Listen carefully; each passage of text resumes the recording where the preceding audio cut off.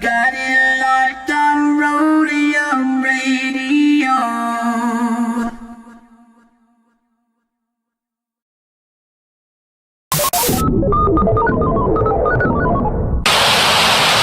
Hey Tony, drop that. What bass? I bet.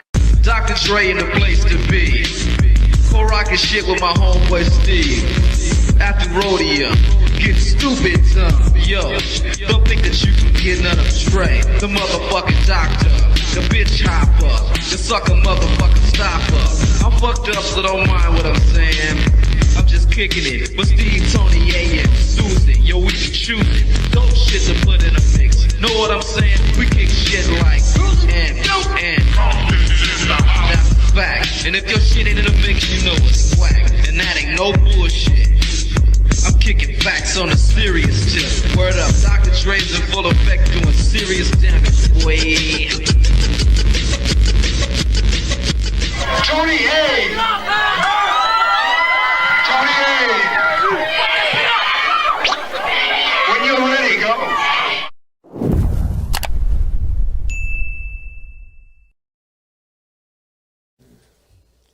Welcome back, everybody, to Roadium Radio, and I believe this is episode 130. 130. Man, only 70 more, and we'll hit 200. 200. But anyways, got a couple of announcements before I introduce my very special guest. Once again, you want to buy an ad, you want to promote your album, you want to promote your restaurant, you want to promote your merch, you want to promote your business, you want to promote your OnlyFans page, whatever. Go to DOCUMIXERY/ads, and there you can see all the details. If you want to buy one episode, you want to buy 2 episodes, you want to buy 2 weeks, you want to buy a month, everything is right there. 1 minute, it could be a video, it could be a picture, a flyer, whatever. So I encourage you to go do that if you want to promote your business, merch, album, whatever. And Freaky Tales will be back on Friday. I got a special guest, okay? So I'm going to freak your ass out. So other than that, you know what? I don't have too many announcements. If we do, we'll share them during the break. But without further ado, please allow me to introduce my 130th episode guest, Player from the West. How you doing, brother? What's going on, man? I'm just chilling, brother. I'm glad you're here. I know you had a little problem with the hood pulling you over. Yeah, it's just they gave me the daily treatment. They always pull up on me and mess with me and stuff. Yeah. My car is kind of messed up. Looks like a tornado hit it. No shit. Yeah. Okay, so you can't blame it on the wind. You got to blame it on the cops. Huh. No, it's consistent, you know. Okay. Yeah. That'll work. So anyways, brother, let me ask you a question because I'm a sports guy. I don't know if you're a sports guy. You like football? I mean, no, not at all. For reals? Yeah, I don't know why. Everybody hates me for it. Everyone, I don't like football. I can't. To me, it just doesn't grab my attention. Right. It doesn't. I Okay. mean, the gear's nice, you know, like I'll blow a couple hundred on a couple jerseys, but I'm straight. Okay. Like me, I love football, so I was going to ask you who was your pick on the Super Bowl, but obviously you could probably care less. Well, by the way, in case you didn't know, we got Tampa Bay Buccaneers, and we have KC, not KFC, but Kansas City Chiefs. Yeah. So if you had to pick one, keep in mind Tom Brady from the New England Patriots is now on Tampa Bay, and he's playing in the Super Bowl again. I think this is his 10th Super Bowl that he's been there. Okay. And then you got Patrick Mahomes, an incredible athlete playing quarterback. If you had to pick, just... See, I'd roll the dice. Okay. I'd say not KC for my own reasons, and Okay. I'd go to the opposition Okay. and say them. Say Tampa Bay. Yeah. All right. Are you a baseball guy? No. No sports? No, not really. I mean, I'm seasonally a basketball fan. You know, I go.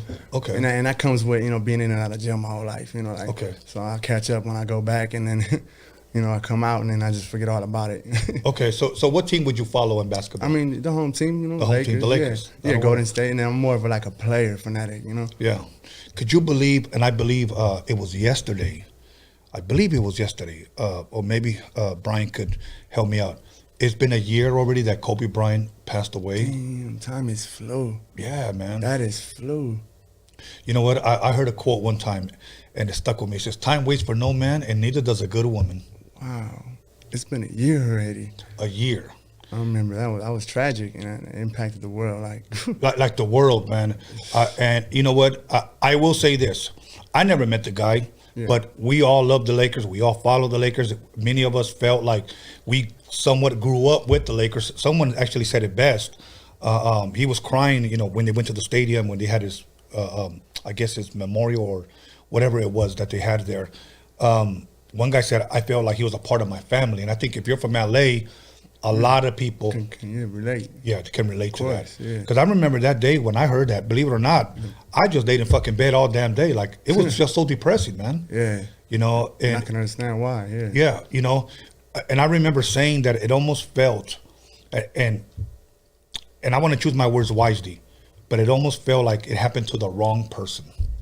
You know, I don't know if there is a right person for that to happen to, but I think you understand my heart. No, I get it completely what you're saying. Yeah. And I mean, you couldn't say it better. I mean, yeah, if it would be someone else, I'd fill that gap. You know, I mean, it's unfortunate to word it that way, but I mean, truth be told, I mean, he was like about the most, you know, stigma free. You know, like he had no blemishes, nothing. You know, like I mean, the little stuff he did have that was so far behind that. You know, nobody even thinks of it, especially amongst his death. Yeah. Okay. Now let me back up a little bit. How was your New Year's? Did you do anything special on New Year's? I know we're going through the pandemic and we can't really do shit. I was actually sick, to be honest. No shit. Yeah, I was actually sick. Under the COVID-19. They had me on bed rest. I went through it. Okay. That'll work. And your weekend that just had passed, how was that? I know you've been working a lot on music. Yeah, no, I'm just barely getting back to it.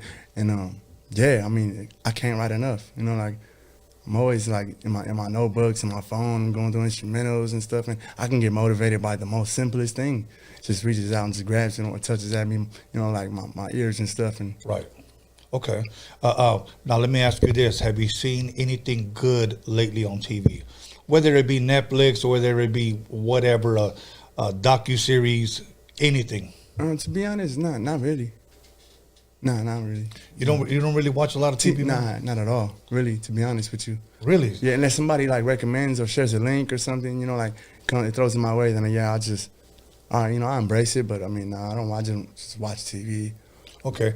Now let me throw something at you. When's the last time you seen a good movie? A good movie? Yeah.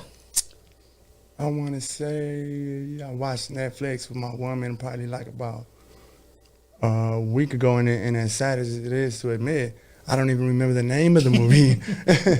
I don't even remember the name or what it was about, but I mean... Probably The Notebook. No, hell no. Hell no. No, it was definitely not The Notebook. Okay. Now, you're a horror movie fan? You like horror movies? I mean, yeah, I dig those, did comedies and stuff. I mean, yeah. Okay, your favorite comedy movie of all time? I mean, the Fridays, all of them, you know, like it's classics, you know. I mean, what else do we got? We got The Wash. Yeah. We got a few. I mean, yeah, the list goes on. It's dozens and dozens of comedies I sit here and name all night. Okay. All right. Now let me ask you this: where originally are you from? Like, where did you grow up at? In Hawthorne, California. Hawthorne, born and raised there? Yeah, born and raised. I mean, I wasn't born, but I mean, I was raised there. My mom's raised there. You know, like it goes, further than that. You know, like. You come from a big family? No, not really. I'm a really strange family. You know, like we all split up. You know, it was just me, moms, and my sister, really. And then from there, just throughout jail and throughout the years, it was just me and moms. Oh yeah, because I know you said twice that throughout you were going to jail. How old were you when you first went to jail? Like 13. 13? I think I was 13. I was like, what is that, at juvenile hall? Yeah, you get a taste of it and you just become like, ain't nothing, like. Right. Now, see, I got a taste of it and I said, I ain't never going there. No. I was like, fuck that. But I'll tell you a quick story. I was going to Wilmington Junior High School at the time, and I got sent to Los Padrinos. And it was funny because when I got there, right away, I saw a dude that I hadn't seen like in weeks. And I was like, there you are, motherfucker. You know? And then he was like, yeah, I'm just right here doing my time. Chilling, cleaning. Yeah, motherfuckers acting like they were in the pen in juvenile hall, But yeah, that shit was funny. I can imagine. So now let me ask you this.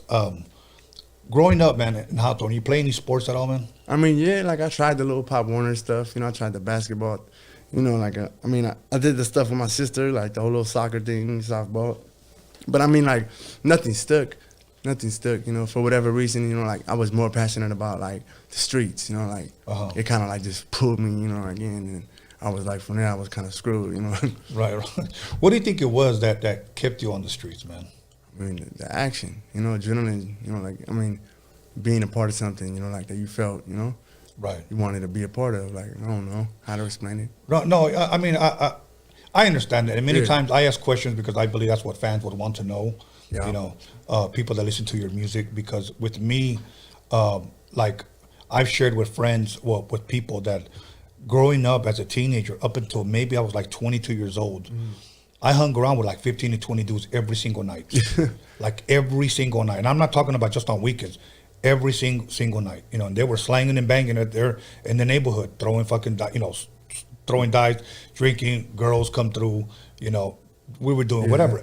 So I get what you're saying, like, as far as like, it drew you in, you know what I'm saying? Because let's be honest, some of that shit is fun sometimes, man. Yeah. You know, it's fun, but like me, what saved me, if I can use that word, was music. That was my way out. You know, it's my way out. And I can see how that, you know. Sad to say that a lot of my homies didn't make it out.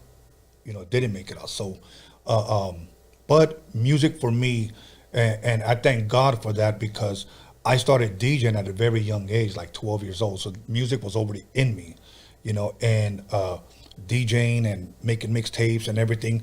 But hanging out on the streets, I knew, okay, I got to choose the streets or I got to choose, you know, the music. So I chose the music. So I'm thankful I'm still here. Hell yeah. You know, so so now let me ask you a question. This is a question that I pretty much ask everyone, and it helps me to find out what molded and shaped you as a rapper. What type of music would you say you grew up with at home? Like, what would your mother play, or maybe your sisters? My mom's a little, I mean, you'd be surprised. She was like in this like suicidal tendencies. Okay. You know, like, and then Spanish, like rock, like brujeria and stuff. And then she loved NWA, South Central Cartel, you know, like stuff like that. You know, Ice Cube and stuff. And you know, and I was like completely like opposite. You know, like I loved Eminem and you know, like his first couple of LPs and stuff. And you know, so I mean, like, it's a trip. And then she'd take my music from me based on the content. And, right. And, you know, and then she turn around and, you know, like bump hers full blast, blaring throughout the house. I would not understand that at all. Right. Now, what were your earliest memories of hip hop? Like, if you can remember, what was some of the first hip hop songs that you ever heard? I know you mentioned NWA. Like, for an example, and I always tell everyone this, mine was Rapper's Delight. I was in 6th grade. Like, how old were you when you first got a taste of hip hop music? To be honest, I was like probably like 11, 12. Okay. Yeah, when I started like really understanding what I was listening to, and, you know, like looking at the news and seeing, you know, like how everything was, you know, like aligned up with one, you know, with each other. Yeah, I would say like 11, 12. Okay.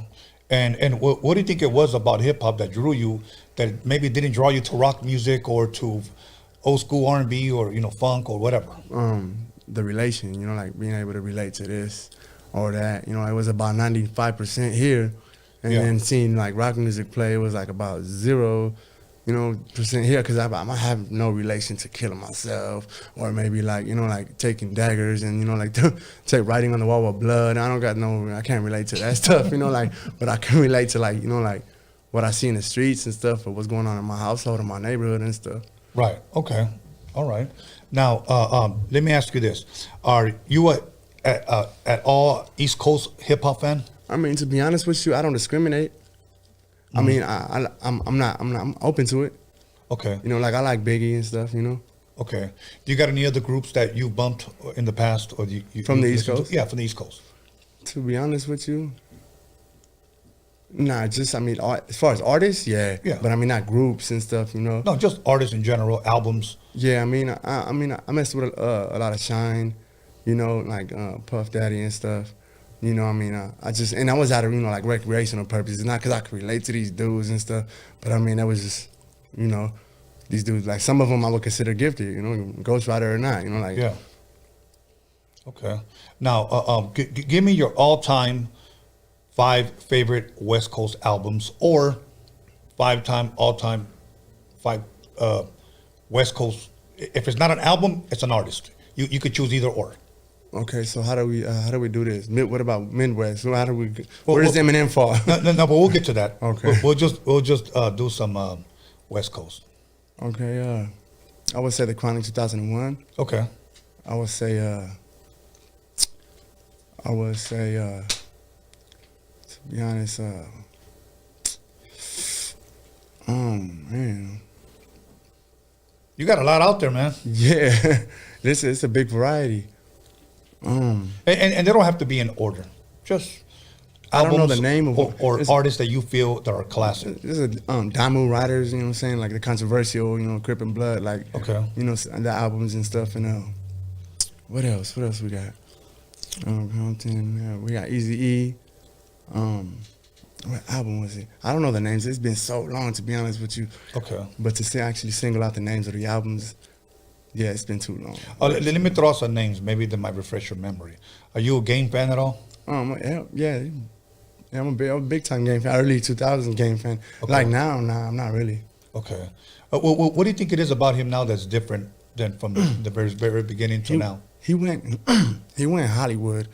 You know, I would say he did, you know, like he went Hollywood too, or he got a taste too much of it and just, you know, like it altered, you know, like his image or, you know, like who he is, you know, behind the mic or in the booth and stuff. Because he was a street dude, you know, who was, you know, quote unquote, not selling out, and, you know, he was still making appearances, and, you know, you'd hear his name out, you know, and about and stuff. But I mean, I like the early 2000 game. Even the mid 2000, like towards the like 2008, 9, you know, like, but I can't do the game now. I can't, like, I don't even like hearing him now. Like, he's just, yeah, he's irritating now. Like, okay, are you a DJ Quick fan?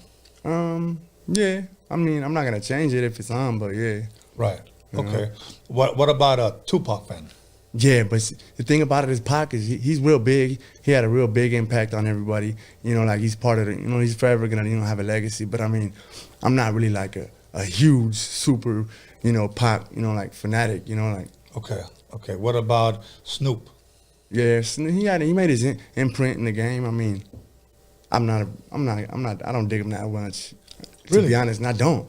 I mean, it's too much controversy around, you know, like, and he's another Hollywood dude, you know, like, and I'm not saying nothing bad about, you know, like, but I mean, it's just like, I don't know. Okay, what about groups like the Dog Pound? I mean, they're decent. They're cool. Okay. I would bump them, but, you know, I'm not going to go out of my way for them. Yeah, I'm not going to. Okay, so let's get to the Midwest. You like Eminem? Yeah, he had like a big, like, you know, like, impact on me, like, for, you know, like, music-wise and stuff, especially as a kid, you know, like.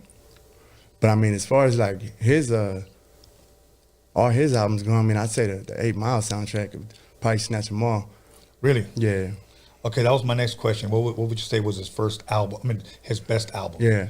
The 8 Mile, you said? Yeah, I said the soundtrack of the movie. I said that he accidentally took it when he wiped all that, you know what I'm saying? As far as all his albums go, EPs, all that, like I said, he took it with that. Okay. Okay, now let me ask you this.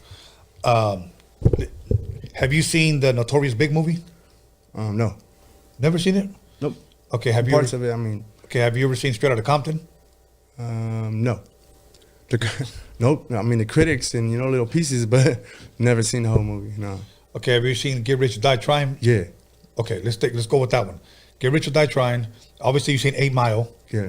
Have you seen the Tupac movie? No, not the whole thing. And I always intended to really sit down and watch that, but I mean, that's one I kind of like, you know, kick myself for not being able to sit down and watch. Okay, if there's anyone that I recommend you watch Straight Outta Compton. I thought it was done very, very well. All right. That's the one where his son plays. No, Straight Outta Compton is the NWA movie. Okay. Yeah, that one. It's the NWA. I was gonna say the one where Cube's son plays. Yes, correct. Okay, correct. Yeah, that was the one. Okay, yeah, that's the one. It was done very, very well. Watching it, you actually, well, at least for me, I actually forgot that it was a story NWA. I actually thought I was watching like an 80s like story, just a story movie. Yeah. You know, it was. I was very, very entertaining, man. So they took you off your seat, like. Yeah. Okay. I think you'll enjoy that one. So let's just say between 8 Mile and Get Rich or Die Trying, which one would you like best? I mean, I'd say 8 Mile, and that's just based on the like the openness, you know, like I feel like the truth more, you know, out of 8 Mile. Like the dude's exposing himself, you know, like the most embarrassing moments of his life to, you know, like the most, you know, successful, you know, like emotionally, you know, like moments of his life. And I feel like the Get Rich or Die Trying, it wasn't truthful enough. I mean, I don't honestly like feel like his story was told like, you know, like 100% authentically, you know, like, and that's just me. That's my opinion, you know. Right. Okay. Now, do you like the newer stuff, like the latest stuff that Eminem has done? No, none. I mean, the Kamikaze was okay. I mean, and that's just the controversial part. But I mean, no. I wouldn't. What do you think it is? Because I know you said it about Snoop, you said it about Game, you said it about other rappers, that it's almost like they start off really, really hot, and then towards like, I don't want to call it the end of their career, but like their latest stuff, it's almost like you said, it's almost like it's Hollywood now. It's different. It's because maybe it's the difficulties in trying to sustain, you know, like your success, and you know, trying to keep up with, you know, like all the good work you're putting out or you've put out in the past. I mean, I'd say that as opposed to like, you know, maybe beating yourself every time. I mean, you can't. There's a limit. You know, you can't just. Right. You can't just like with Eminem, you could tell, for example, the Kamikaze, he's trying his hardest. Really? I feel in that he has putting all his energy into that album, and it's nothing. It's like no way, shape, or form is it surpassing any of his previous work. And that's just my opinion. Do you think it's almost like, we can't say that he lost it, but is it possible that maybe he lost his ear to the street and now he's just trying to replicate what he's already accomplished? Like, let me just come at him with some shit that I've done before instead of just being himself? I mean, it's possible, but I mean, I'd say like he's probably dealing with a lot too, you know? Okay. I mean, he's older, like he's had heart attacks and stuff. Like the dude's it's not just Eminem, you know, like pill popping Marshall Mathers no more. It's a dude who's really got problems in life. He's older, you know, like the dude's, you know, medical wise, he's just, I mean, I say it's a lot more to it, you know, like that's probably the perspective I'd take. You know, I've been in the studio with dudes that I won't mention, but to me, I consider them legends. And they're in there and they're working on music. And to be quite honest with you, I look at it almost like, that's not really you. You know, it's not really you. It's almost like they started off hot in the early 90s and now we're like maybe 2015. and I'm like, it seems like you're trying to sound like what got you where you're at, which is the first album. Exactly, yeah. And they said, yeah, we are. We're trying to replicate or duplicate what we've already, and I'm like, I mean, is that a time now that we just hang it up? I mean, I'd say like, if you pay attention like to, for example, Jay-Z. Okay. I'm not saying mimic the dude's career, you know, like white chalk line, his exact shape, whatever, but like pay attention to, you know, like what he's doing and how he's doing it. You know, like dude is like, he falls back. He comes through with a 2-piece, he falls back, you know, like, and he gives you jewels. Yeah. You know, he gives you something and it seems effortless. I mean, to me, that's how I look at it. Yeah. Like he gives you something that he's not even trying his hardest.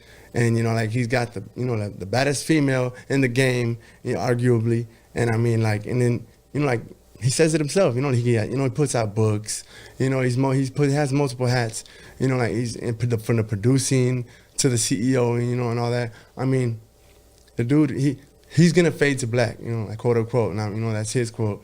He's going to fade to black and, you know, like eventually we're not even going to hear about him or know whatever happened to him, you know, but he is going to have a legacy that's strong and, you know, superior and, you know, and no blemish, you know, like without blemish. Are you a huge Jay-Z fan? No, not at all. I'm just giving you an example. You're giving me an example of how someone would like maybe conclude their career, right? Given the success that they've had in the past. Okay. I like to ask people this question because these are two classic albums that, well, everybody considers them classic. Is the Biggie double CD, Life After Death, and then you got Tupac, the double CD, All Eyes on Me. If you had to choose one, which one would you choose? All Eyes on Me. Okay. You know what's funny? I think I've only had one person say the Biggie album because to me, I love both of those fucking albums. I thought both of those albums were fucking instant classics. But if I had to choose one, I would have to say the Pac album. Yeah. You know, do you have a favorite Pac song? Man, I mean, I relate to so many of them songs. I mean, I say a favorite Pac song. You know what? They're all balanced out to be like my favorite. I can't even pick. You know, there's not even one I would say stands out more than the next. Okay. Any other rapper, group, or album that I didn't mention that might have caught your attention or might have motivated you to do what you're doing today? I mean, I feel like there was a lot of people that were slept on, you know, throughout the years. I mean, like you know, Crooked Eye and a lot, you know, some of them dudes from Slaughterhouse and you know, like you know, D12 and all that. But I mean, they couldn't keep up with you know the work, but you know, like the work ethic, you know, like as the required and stuff. But some of those dudes are lyrically like gifted. Yeah. You know, that's how I feel. Okay, that'll work, man. Check this out. We're gonna go ahead and take a 10-minute break. That was we just finished our first 30 minutes. Okay. We're gonna come back after 10 minutes, and we're gonna talk about when you first started recording, how you got hooked up with Misfit, and what are you guys working on next. Okay. All right, brother. Yeah. All right, everybody. Make sure you call somebody, text somebody, slap the shit out of somebody, let them know that Play from the West is in the motherfucking building. We're gonna go ahead and take a 10-minute break. Make sure you guys go get yourself something to eat, something to drink, and don't fuck around. Let us know that you're back. 10 minutes.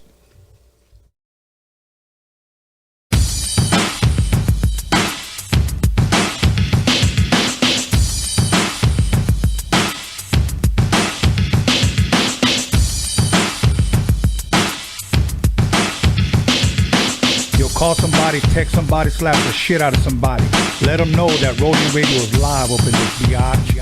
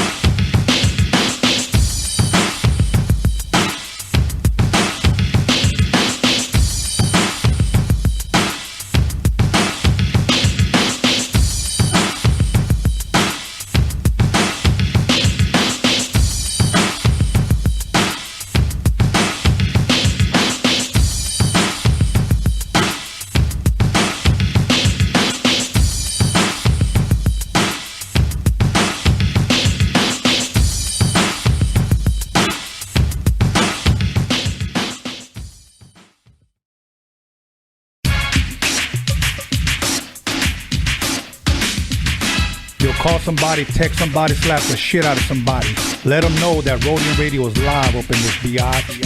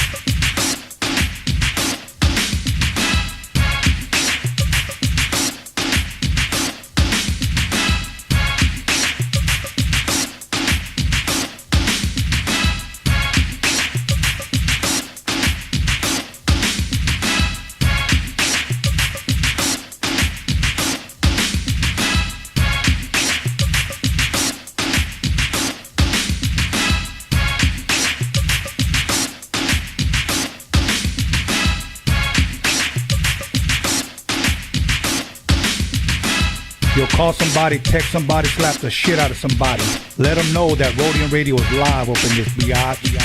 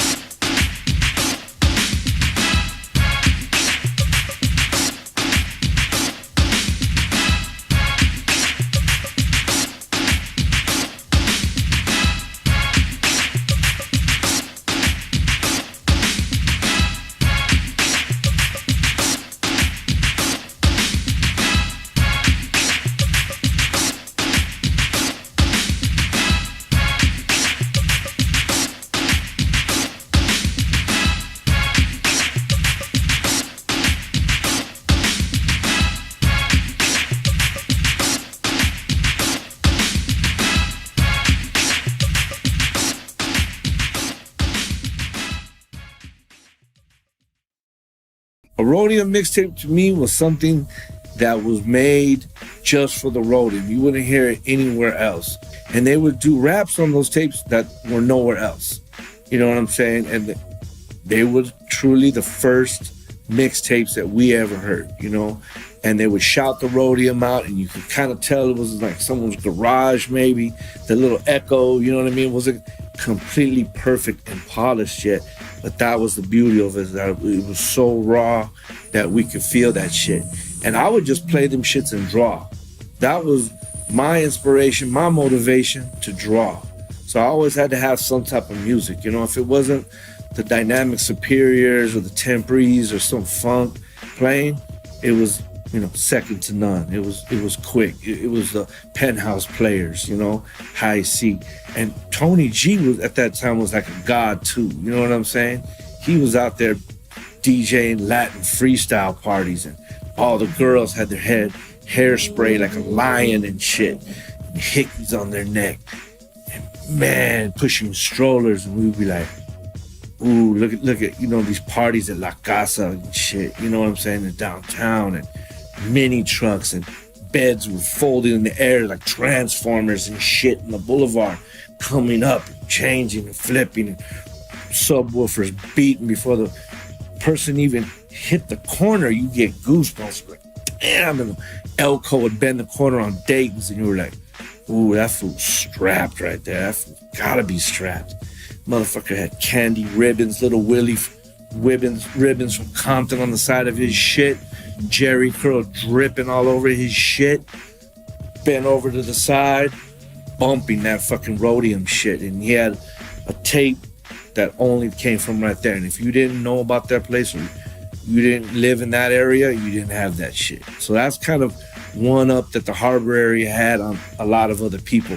Compton was next door, but that Harbor area was ended in Gardena. You know what I'm saying? So, man, those were great times, man. A Roadium mixtape is like a kilo of cocaine. It's like a kilo of amigo powder. You get that shit, you cut that motherfucker open, and you put it in your motherfucking CD player, and you start listening, and you be like, that's dope, shit, this is dope. How you do that? But really, a Roadium mixtape, bro. If you haven't experienced it and you was in hip hop back then, I don't know what the hell you was doing. You done fucked up. A Roadium mixtape is like it's a kilo of cocaine. Music wise, I'm saying, motherfucker. Man, that's a little tough, but I'll tell you what, it was the best thing ever for me, man. It was just kind of like something you never heard about. And especially West Coast was not getting that shine at the time, you know? So you would go to this place and they would make a custom tape, like, you know? And not knowing what it was just the sound that came out of those tapes that, if I'm correct, you'd have to like, I would be feeling for those things if it was monthly, if not sometimes bi-monthly, but a tape, it was just a mixture of the latest songs all mixed together. But the intro had like this crazy mix that I at the time I believed that it was like 4 turntables at the same time. But I was like, how the hell are they doing this? Like, was it Superman behind the turntables or something like that? But a mixtape was a real mixtape. It was actually a cassette too, you know, just for the record. Once again, everybody, welcome to Roadium Radio episode 130. And we're not going to waste any time. We're going to go ahead and jump right into it with Play from the West. How you doing, man? What's going on? You good? Yeah. 10-minute break. Got a little Then stretch your legs out, huh? Got a little stretch. Got to hydrate real quick. That'll work, man. Yeah. That'll work. Hey, listen. Okay, so we were talking about music earlier, as far as, you know, albums, rappers, you know, stuff like that. Around what age would you say you started writing? I mean, I want to say 12. I actually performed. I was like a little kid at a probation office and stuff, and yeah, like a little karaoke setup. At a probation office, It was like amongst like a reward type thing where they were like, okay, you can keep this if you complete this and don't go to jail for this amount of time and stuff. Oh shit. Yeah, it was like a reward type thing. Okay, and that being your first time performing, how was it, man? Were you nervous? It was hard because I was so restricted. Lyrically, I couldn't say like bad words, and I couldn't be me. Right. So I was like, oh no, these dudes are trying to form me into something. And so it was like I just sounded dorky as hell. Like I felt like I'm up here like like a puppet, just being who they want me to be. But I took home the karaoke machine, and I completed the little course and got on probation. So it worked out. It worked out fine. Okay. Now let's talk about if you could remember the first time you actually ever recorded. I mean, I say this time I got out of prison. I did 11 years straight, and I came out, and I was devoted to actually getting into a real booth and like laying down an actual track. Not on a little voice recorder, not on a phone voicemail, and it took place. Like one of the homies with the socios, he put me in the booth, and I kind of went in there and gassed. I shocked the hell out of him, the engineer. Like everybody was like, oh shit, like they were shocked because they didn't think I was gonna, but I just had a lot of, lyrics bottled up and stuff. Went in there and just, kept going and going and going, songs, what I'm saying, just recording it, and I ended up losing a lot of it. Matter of fact, if I remember. Okay. Now let's back up a little bit. I guess before you got locked up, do you remember what did you used to record on? Because you said you did a couple of demos, I guess, if I'm correct, or did it start recording until after? No, I didn't do any demos. I mean, I was recording on like mini cassettes. Yeah, that's what I'm saying. So when you would record yourself, like what would you rap over? Beats like Secrets of the Hidden Temples, instrumentals, like whatever I could find on a CD, like inside of the CD warehouses and stuff at the time. This is 03, 02, like so. And then I got like these little budgets because I'm like 12 and stuff, Right. But yeah, I was rapping with. So I had the little CD player in the background with some like CL20 type, headphones, and I'm trying to put it together, and just so I can hear myself, play over and over. Okay. Now, when you recorded yourself and you would play it back, did you like what you heard? Yeah, I was actually kind of proud of myself. I wanted to keep going. I'm motivated. I mean, yeah, I liked it. I was content. And did you ever show it to anybody else? And what did they think? Like, see, my mom, I don't know why, like she was so against it sometimes, but she would confiscate it. So I'd have to deal with hiding it from her, but going to school and showing people and stuff. Like I show the people I could show were really limited in number and stuff. But I mean, I would show it off. I would. I was a little shy about it, but I show it off though. And what was the feedback that maybe your homies were giving you? Did some of them like it? It says it needs work? Or? I actually didn't get no bad feedback at all.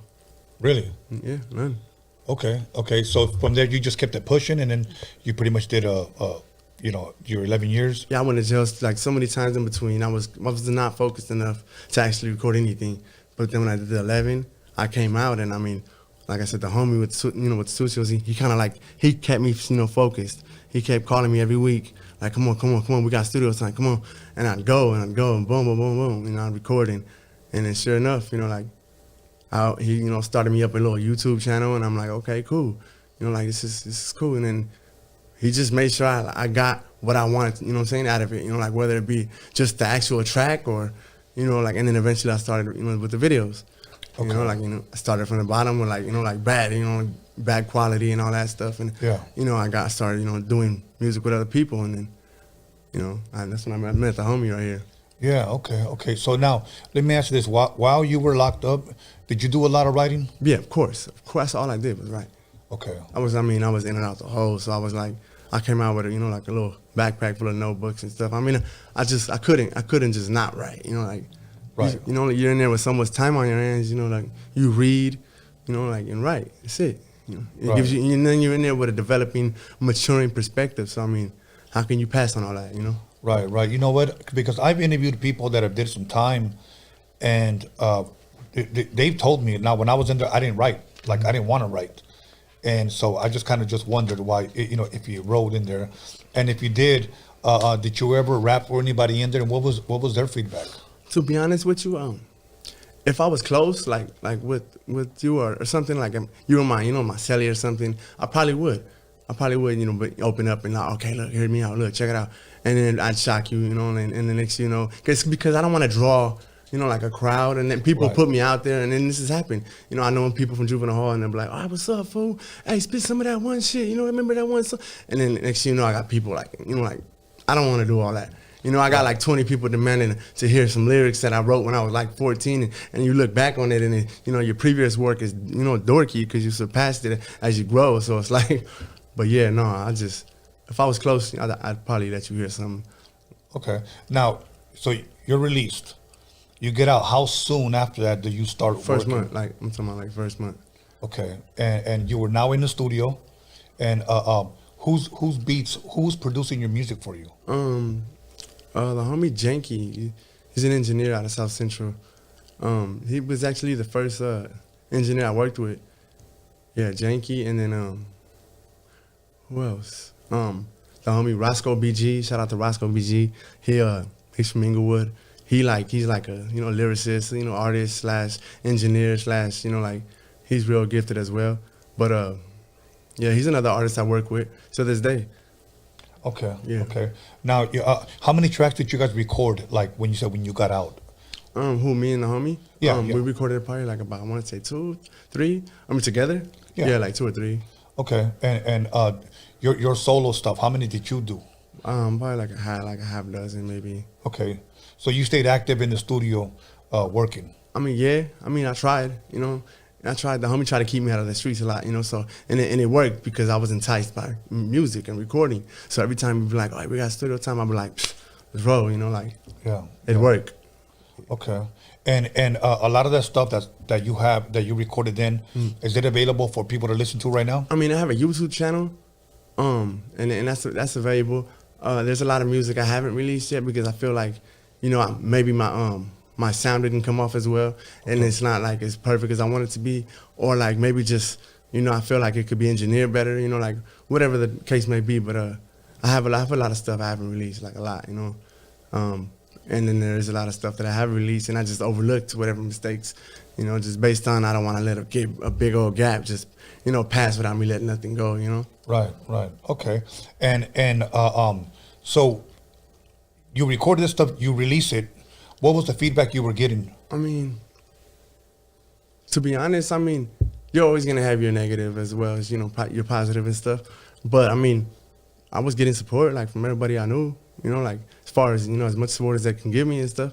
All my homeboys and homegirls and stuff, yeah, they were really, pushing my stuff and, posting it or whatever. They feel it, Yeah. They feel it, especially in my environment and stuff. A lot of my enemies bump my stuff. Yeah. So but yeah. Okay. Now, how did you come to meet Misfit? I was following him. One of my homies put me up on him, and I mean, I was digging his sound. The dude was gifted, he was talented and stuff, and yeah, I was following him, and then I ended up running into him in the streets. Actually, no shit. Yeah, I ran into him in the streets. We're from a small little city and shit, but yeah, and then I hit him up and asked him if we could do a track together. He said yeah, and so he called me in one day, and we ended up I think we ended up doing Beef. Yeah, and that ended up being like big to me because I mean it was a cool ass track, but yeah, that's how I ended up meeting him, like, and then he, like, I think he shouted me out.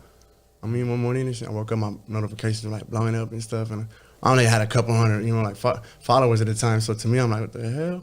I'm half asleep and stuff, but yeah, that's how we ended up coming to work together and stuff. Okay, now, how far along are you guys on? You guys doing a project together? Is he just producing your no, music? No, I mean, we're actually working together. He's helping me do my first project actually.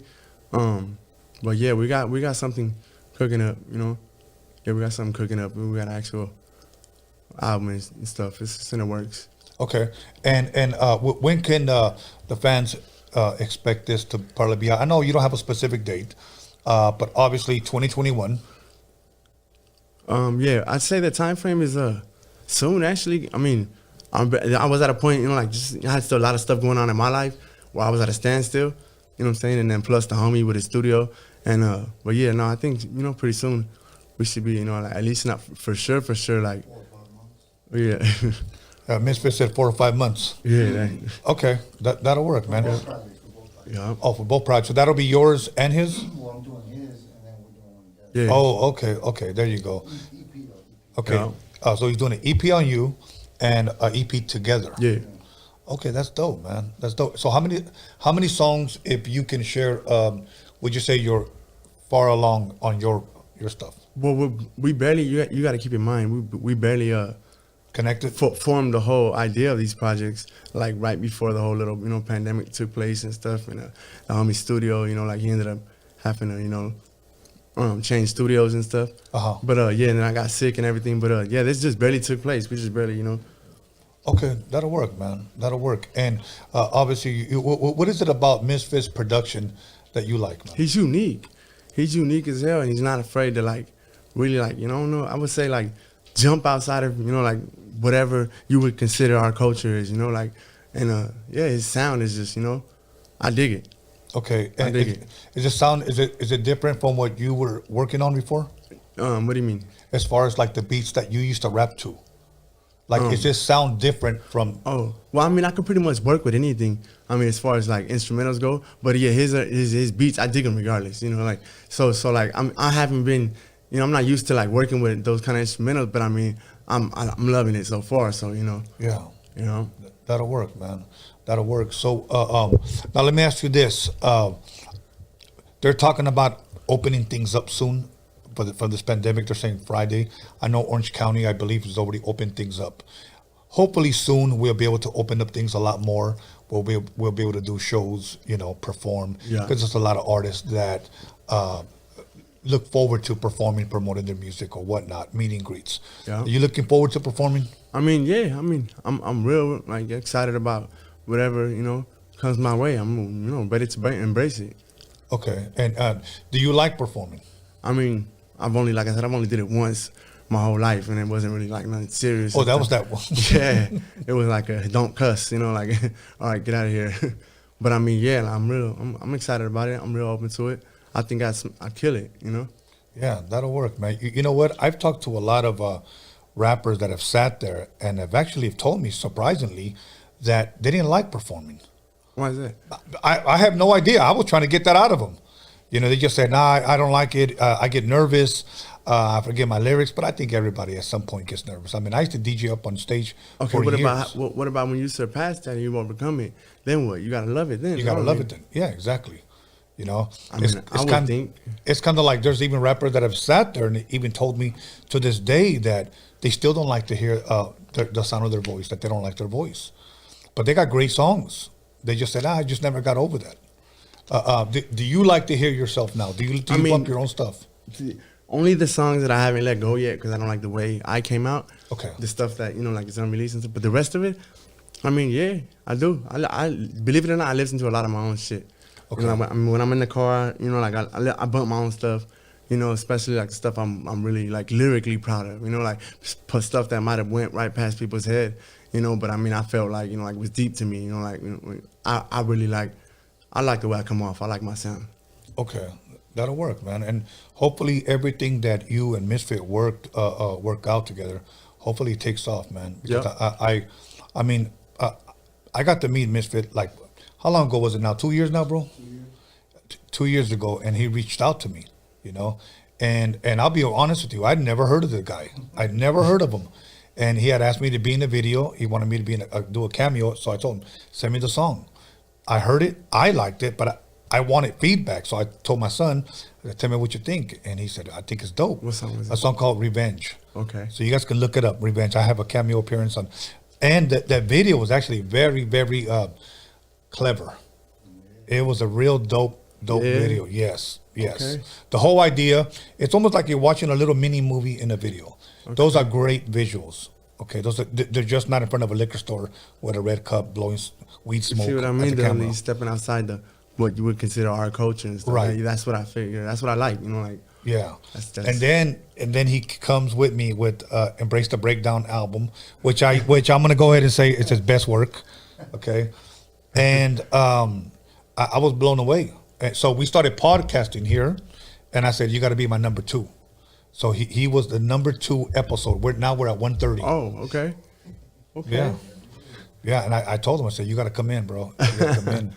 And he came in with a little bit of controversy back in the day, but all that was squashed, and it's been taken care of. It's water under the bridge, and we've moved on.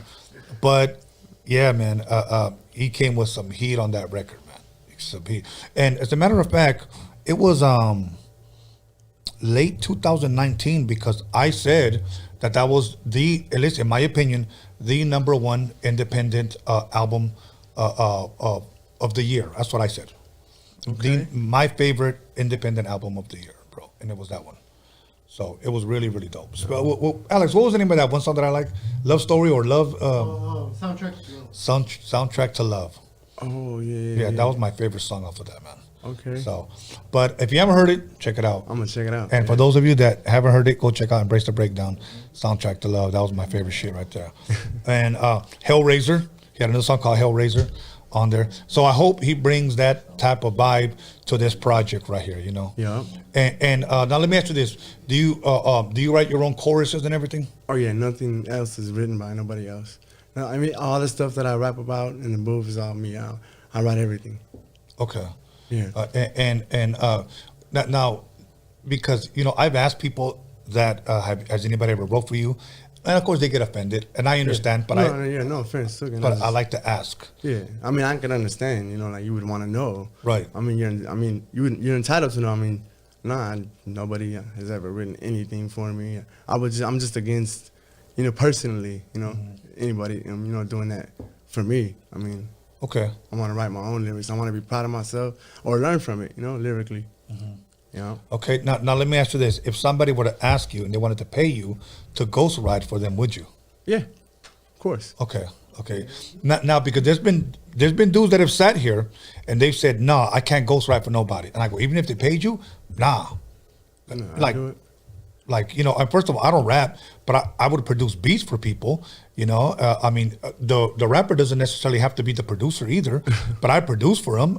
Pay me and I'll do it. Yeah. But so when I ask these people, would you ghostwrite? Nah, I can't do that shit. That shit's fake. Why?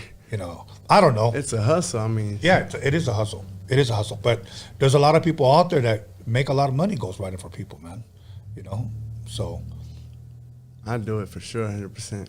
Now, are you into some of the new stuff that's out as far as rap is concerned? The new stuff, which let's just say within the last maybe 5 years. I mean, as far as artists from LA or. It doesn't matter where they're from. I mean, yeah, I dig a few, like TZ and a lot of these what is that dude's name from Compton? I like a lot of the dudes. These new younger dudes, these little pill popping mumble rappers. Some of them are actually they actually kind of, I trip out on them. You know, their characters are more enticing, if anything. You know, like, and then actually hearing them get in the booth and go crazy, that's just very interesting. Okay. Now I'm gonna ask you a question, and this is not to insult you, but just to ask you.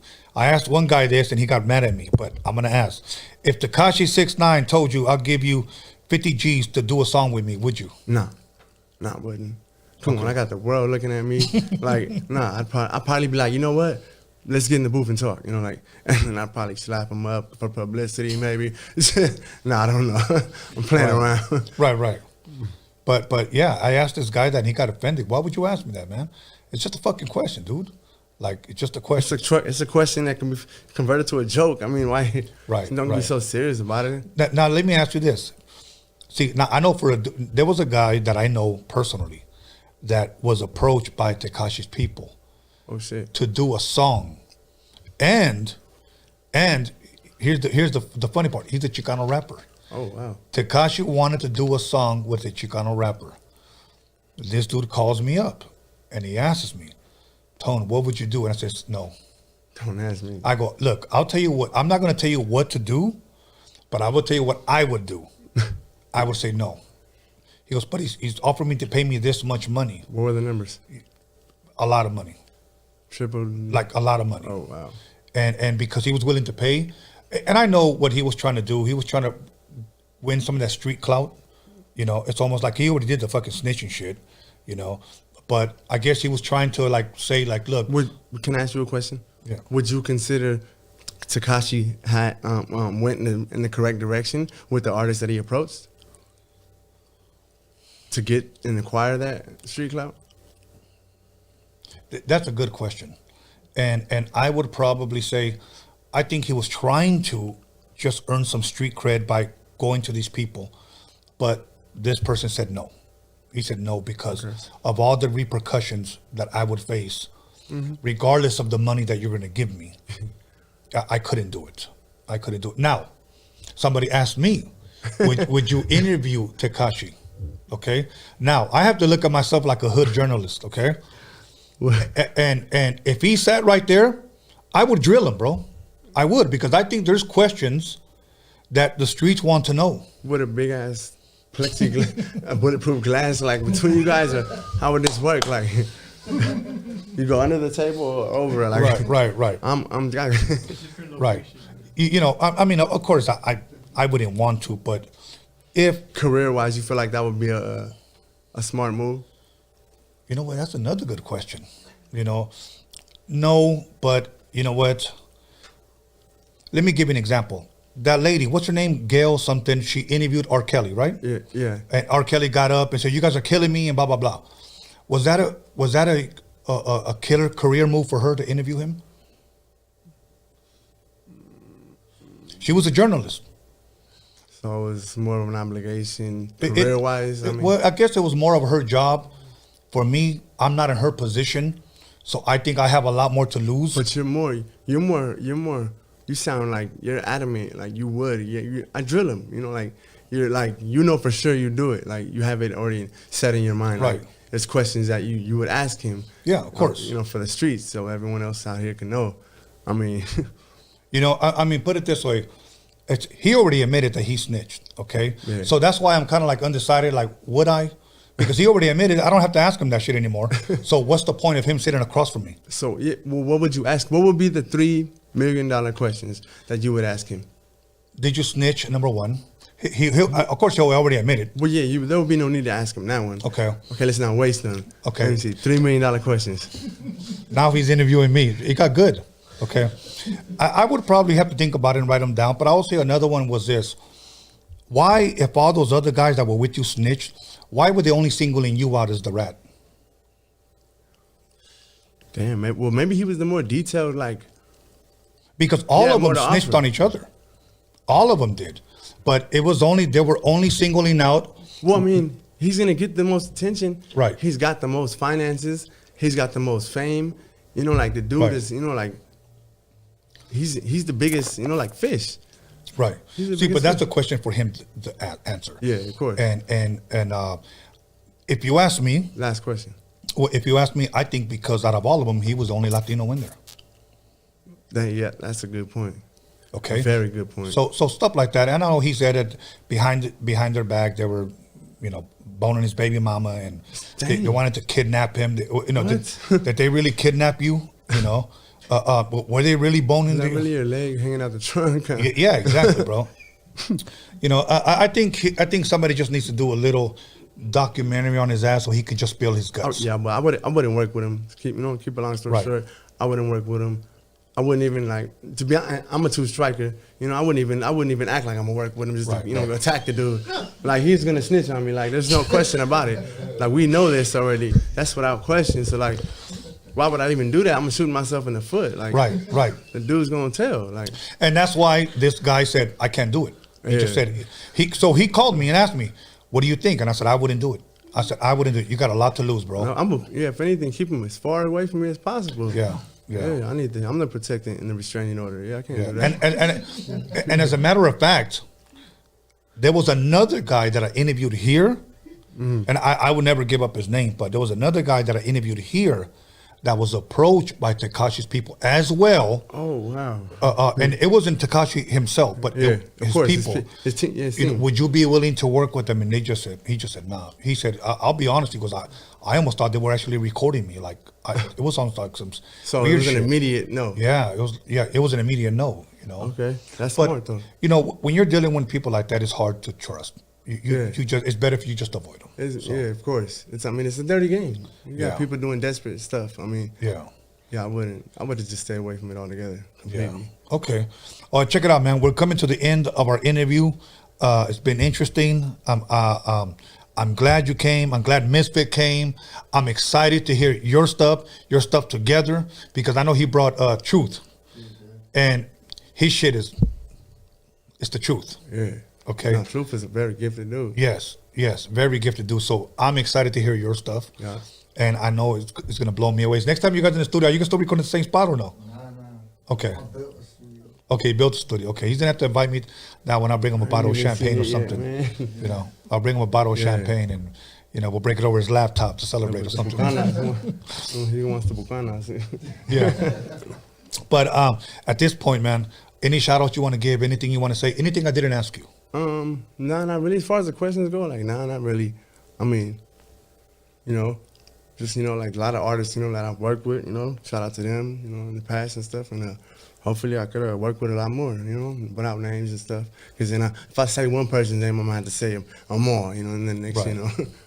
All good, because you forget one. I'm going to get unfollowed by a dude I'm not even going to notice unfollowed me, like, what the hell? Yeah. All good, man. Well, listen, man, thank you for coming, bro. And I just want to say that I wish you nothing but the best. Yeah. And appreciate it. Yeah, man. Working with that guy, bro, sky's the limit, brother. Oh, no, he's a genius, yeah. Okay, so we're going to go ahead and take a 10-minute break. Misfit Soto in the motherfucking building. Brace the breakdown, my favorite shit, okay? Player from the West in the motherfucking building. And you know who just walked in, Big Dog? Who's that? Some hot chick named Nina Beretta just walked in. Yeah. She's hot on the streets right now. I peeped her, Yeah. So we'll be back. Make sure you call somebody, text somebody, slap the shit out of somebody, let them know that Player from the West and Misfit Soto's in the motherfucking building. We'll be back 10 minutes. We're out here. Two striking with attitude.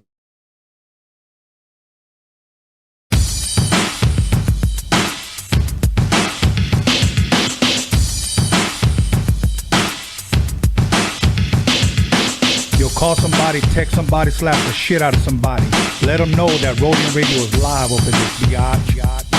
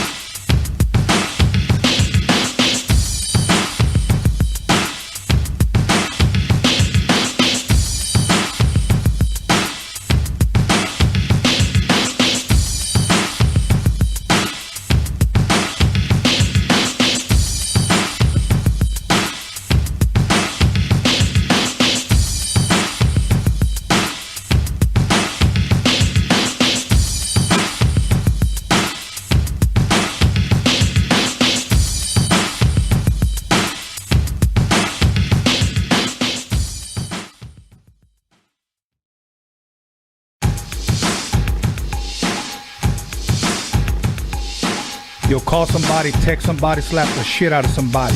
Let them know that Roadium Radio is live up in this biatch.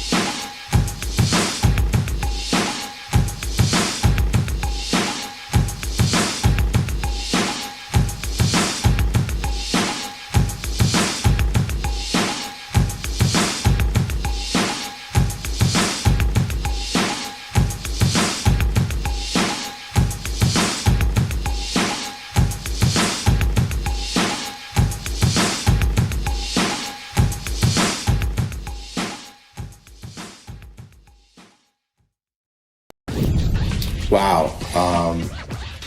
The instrumentation of, or the importance of the Roadium swap meet and the mixtapes in the careers of Eazy-E and NWA and Dre and Yella and a lot of other folks too, even Battle Cat, you know, was very, very high because, again, they needed an outlet, particularly when people weren't really checking for them and that sound that they were trying to create elsewhere. at the Roadium, you had at least a way to sort of mass market your stuff and have people listen to it and give it an opportunity and give it a chance. And because Steve believed in and already had a relationship with Dre and Yella, he was more open to allow them to do that. And they were doing mixtapes for him too. Dre was doing them, Yella was doing them. So you could squeeze in, or they could squeeze in or sneak in some of that NWA stuff. So when people bought the mixtapes and they heard the songs in there, yo, what's that song? It's dope, I wanna hear that again. So it was a way to really market NWA and market the material that they had that wasn't getting, you know, let's say the radio play or getting the distribution that it needed at that time.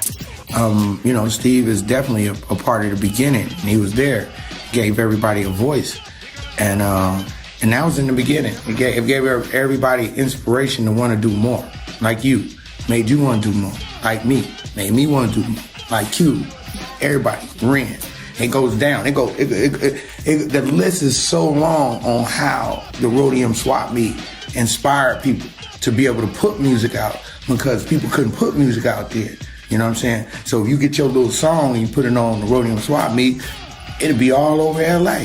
You know what I'm saying? You didn't have to press up no records back in there. But you did, but if you got them to Steve, they would be on the mixtape, because he would put them on the mixtape. And I remember he was bringing the big crate, and Steve, you know, you get the crate and put them diamond style, and he would pick them up, give them to Dre, 4-track. They had the 4-track right there, and Steve would just sit there the whole day. They sit there the whole day. So I just remember that. I mean, you know, a lot of stuff happened back then. You know, we went our separate ways, you know, but at some point, you know, I still always remember. It's like your first grade teacher, you know her name. Welcome back, everybody, to Roadium Radio, episode 130. And once again, I want to encourage everybody to go to DOCUMIXERY / and buy an ad if you want to promote your OnlyFans page. If you want to promote your twerking videos, whatever the hell you do, you can go to DOCUMIXERY / ads, and there you could buy a 1-minute ad. You could buy a 1-episode ad. You could buy 2 weeks worth of episodes, or you could buy 1 month worth of episodes. So we encourage you to do that. Most of you have still been asking me, can I still submit music? Today I got a weird kind of DM, and why do I interview a bunch of nobodies? That's what this one guy told me. Now, first of all, who said there were a bunch of nobodies? Okay. Second, I said this platform was dedicated and created for people that never really get any shine, people that have been working hard, people that have been dedicated to their music, because no one else is shining light, especially on our people. So that's what it's been created for. So it is not good for our people to call our own people nobodies. So I asked this person, hey, have you submitted your music? And he said, no. Well, there you go. Okay. Submit your music to roadiumradio@gmail.com, and eventually somebody will get in, listen to it. And whenever we find a spot open, we will book you. We're usually booked about a month to a month and a half ahead of time. So there is a little waiting period, but just don't get, crazy and DM me and tell me, why you interview. Because to me, I'll tell you what, why don't you support Roadium Radio and help me make these nobodies a somebody, okay? Because you're going to want the same support. But without further ado, please allow me to introduce the one and only Nina Beretta. Hi. How you doing? I'm good. Well, I'm glad you can make it. I'm grateful I'm here. Thank you for having me. You know what? How was the drive? It was good. It was good. Yeah. It was long? It was long, but it was enjoyable. Okay. Yeah. Now, you don't mind me asking, how far did you drive from? San Diego. San Diego, stand up. What? I got a lot of homies in San Diego. Yeah. So, yeah.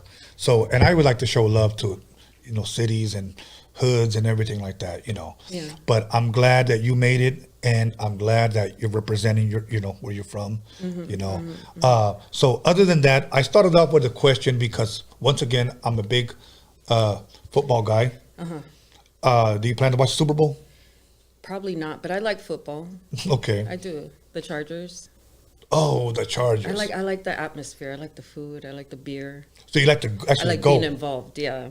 Okay. But I mean, if I was by myself, I probably wouldn't watch it. No. All right. But I respect it. Yeah. I can appreciate your love for it. Now, let me ask you this: how did people from San Diego feel when the Chargers moved to LA? Was it a downer? Did some people not care? Did some people do care. I think it feels like a blasphemy, like you're trading, like you're changing, Right. Switching fences. Like, I was born in LA, and I lived in LA till I was like 13.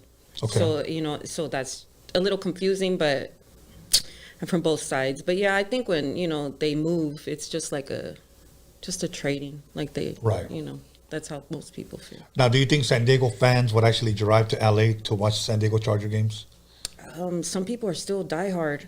Yeah, they're loyal. So I think some people would. Yeah. Okay. The sad thing is, and this was the word on the street, that nobody wanted them here. Here from LA. I wouldn't doubt it. Yeah, stay in San Diego, right? Right. Yeah. Pretty much stay in San Diego. But you know what? I used to go to San Diego games because I used to like to watch, other teams that would go over there. Like whenever the Cowboys, I'm a Cowboys fan. Mm-hmm. So whenever the Cowboys would play, I would go over there and watch them or whatever.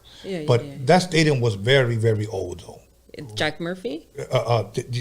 Whatever the name of it is. The Qualcomm. That one. Yeah, I think they're shutting it down or something. Yeah. I think from probably. What I heard. Yeah. Because it's very, very old. Yeah. But I've seen a lot of good games there. I seen John Elway play there. The same year he went to the Super Bowl and beat Green Bay. Yeah. So I'm a huge football fan, but you claim you're not going to watch the Super Bowl. You're probably going to be the only person. Who I don't even know who's playing. Okay, Tampa Bay. Oh, okay. Okay, I'm going to watch. Tampa Bay and KC. Okay. Kansas City. Oh. Yeah, and Tampa Bay has Tom Brady from New England Patriots playing quarterback. Oh, okay. So it's very interesting. It's going to be very interesting. So I'm going for Tampa Bay. So now let me ask you this: how was your New Year's? Uneventful. It was just with family at home. Not too exciting. Really? Yeah. I don't know. With Corona and everything. But I usually don't do much on New Year's. It's all about just being with my family. I'm recording. I'm a homebody for the most part. Okay. Yeah. See, I'm the total opposite. I feel like I have to be out. And you know what? I will be honest with you. Some people are not going to like what I'm about to say. But when the Corona, all that shit hit, I was still out. Yeah. I was still out and about, Why is that? I guess I had the mentality made the best immune system, wins, because I haven't been sick in over 6 years.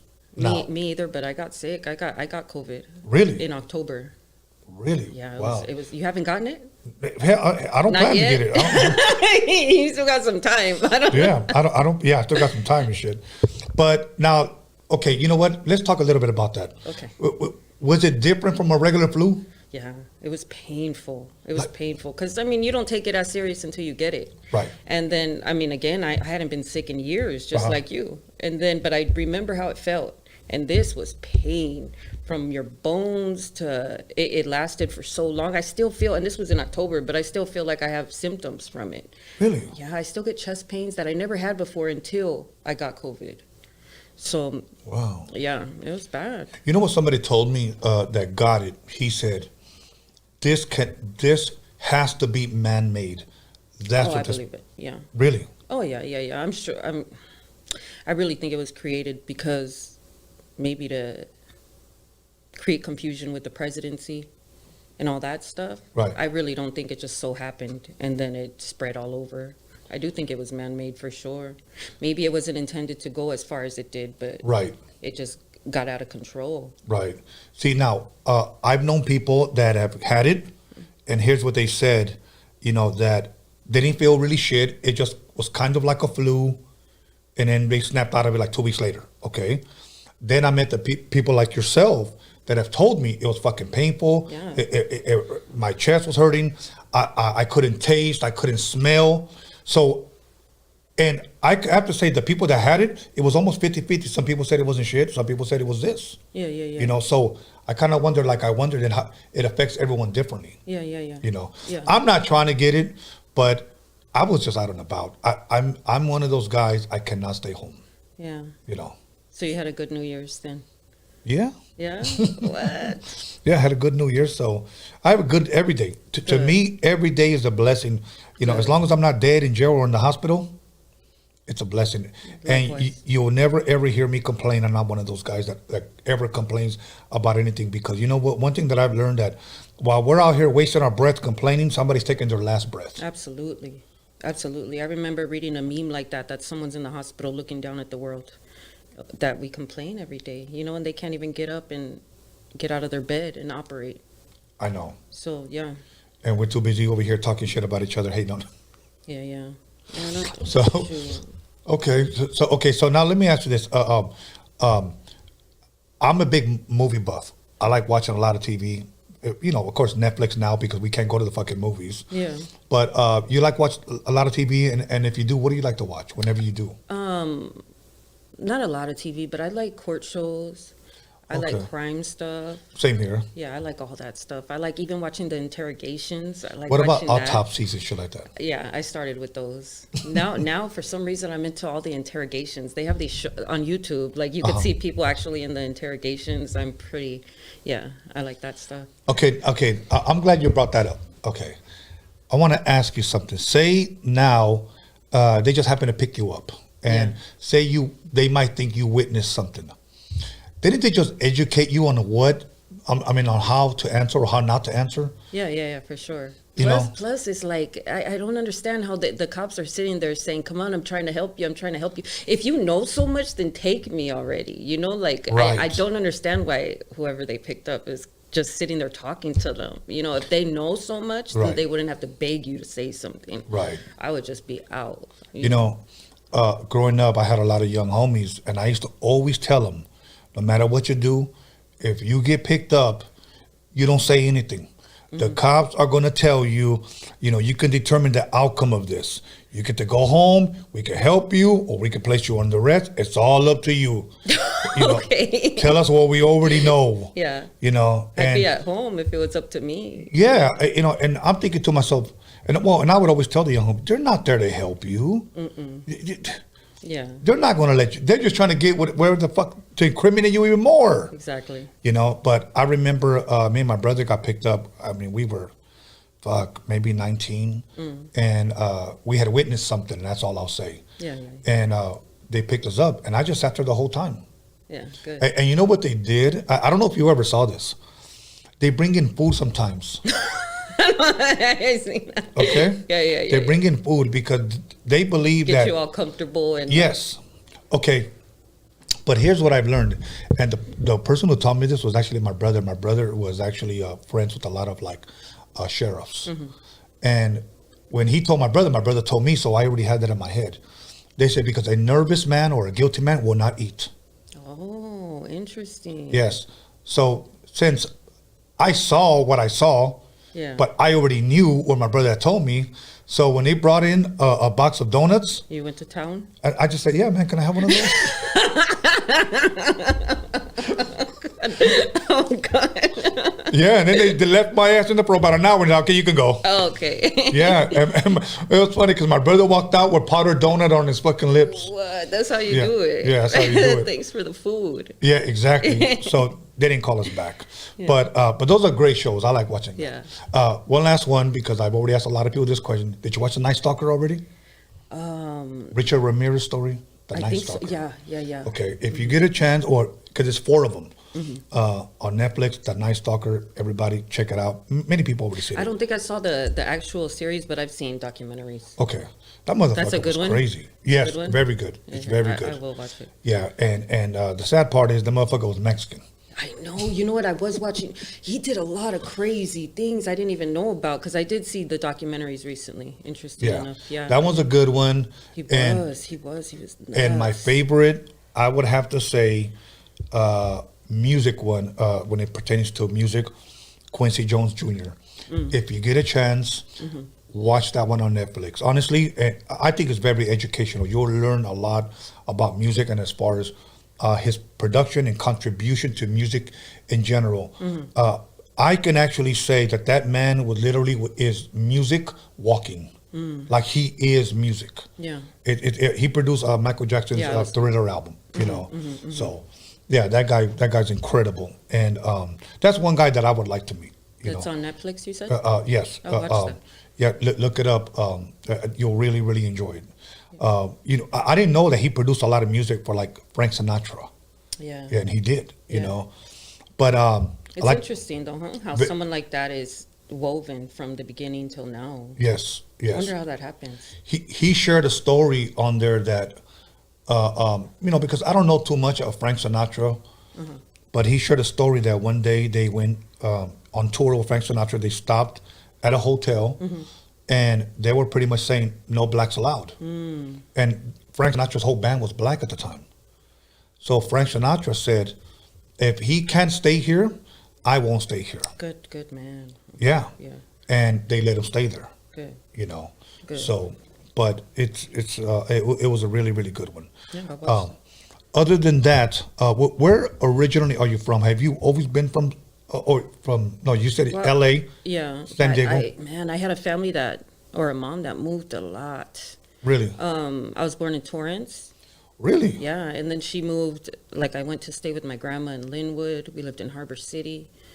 That's down the street from me. Yeah, I know. It was like my childhood's a blur. It was just a bunch of hopping around, and then my mom wanted to move to San Diego. She got remarried. So we moved to San Diego. I moved back to LA. I lived in Downey. I don't even know how to explain myself. Where do you say you're from when you're all over the place? But California. I'm from California. Southern California. I'm from everywhere, man, but I stay in San Diego. Yeah. So, okay. Yeah. Okay. So now let me ask you this. Obviously, you're living with your mom, moving around. What type of music did your mom play? What type of music did you grow up with as a little girl? My mom was into soul music, oldies, Tina Turner. Yeah. All that stuff. I grew up with that, the oldies. And then my stepdad was into all kinds of music. Michael Jackson. Right. So, yeah, I got a lot of my music from them. Okay. You come from a big family, a lot of brothers and sisters, or no? No, I have one brother and 2 sisters. Okay. So not too big, but I have a lot of cousins. And You the oldest one? The oldest girl. Okay. My brother's older than me. Okay. And if you don't mind me asking, where originally is your parents from? Are they from Mexico at all? Yeah, my dad's from Guadalajara, and my mom's from New Mexico. All right. You ever go back and visit in Mexico or New Mexico? Not recently. No, it's been years. But as a child, I did. Okay. Yeah. That'll work. Now, growing up, you play any instruments at all? Just my voice. Just your voice? Yeah, no guitars, no nothing. Not me. So what did you start doing, singing at first, or? I did start singing. I think my mom called me Tina Turner, I remember, because my name's Christina. So she called me Tina Turner. My birth name's Christina. And for whatever reason, I just wanted to be Tina Turner after that. I don't know why, but in my little mind, I just wanted to be that. And that's when I started singing. And I even tried out for Star Search, and it's been a life of creating. And then my brother started making beats, and then that's when I started rapping. Wow. Okay, now, let me ask you this. Why Tina Turner? What was it about her? I don't know. Maybe during that time, she was just so powerful, and I can't tell you why it clicked. It just, for some reason, I was like, I wanted to be that. Maybe it was how my mom viewed her, or my mom was a big fan. And she just was a powerful woman, and I want to be that. And it never changed. Okay. It just went from singing to rap. Did you, obviously, you watched that Tina Turner movie? Oh, yeah. It made me cry. I cried, I remember watching it and leaving the theater and crying because I was able to finally see something that mimics some of the things that I've seen and that I've gone through. It was hurtful, man. That was really sad. It was a great movie. Yeah. You know what? I won't say too much, but I wish that one day they make a Tina Marie movie. Oh, wow. Because, again, I'm not going to say too much. From what I was told, not from what I know, that she went through a lot of the similar stuff. Yeah. She was put through by a certain individual superstar. Okay. And so I wish one day somebody actually were to do. That would be a great movie. Yeah. And she's passed too. Yes, she's passed too. Yeah. And I had the opportunity not only to meet her, but also work with her. You know, so great individual. You know, the crazy part was that on her records, she looked actually thicker. Like she looked like taller. Yeah. You know, I guess they say the camera adds. Is she tiny? Oh my God, so tiny. Yeah. Put it this way: when I met her, she didn't have her hair. Where's she at? Yes, she had her hair slicked back in a ponytail, and she had like a big jersey and like some basketball shorts on. So when my friend brought her in, she was so tiny. I mean, she probably looked like to me, 5'2" and maybe 100 pounds, maybe. Oh, wow. So when I saw her, I asked my friend, hey, are you going to bring Tina? And she goes, oh, this is Tina right here. And it was an embarrassing moment for me. Because keep in mind, growing up, all I saw her was on those album covers. Right. We didn't have social media where we can just Google what the person looks like today. Right. So I'm still thinking I'm going to see the Tina of the album covers. So when she showed up, it was just like totally day and night. You know. But great experience working with her and knowing her and talking with her. An awesome musician. But now, let me ask you this. Growing up, you play any sports? I ran track and field, yeah. Okay. And you enjoy doing that? I do. I can run long distance. I can't run fast. I mean, unless I'm running Oh, like away sprints. from You're talking about like I can run for miles. I can run long distance.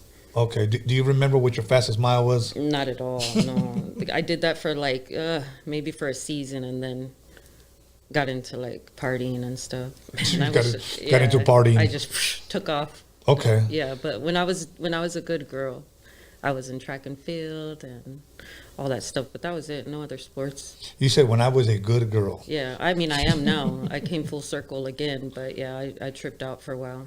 But I mean, I ice skated for a month maybe. Really? I did everything for a little bit.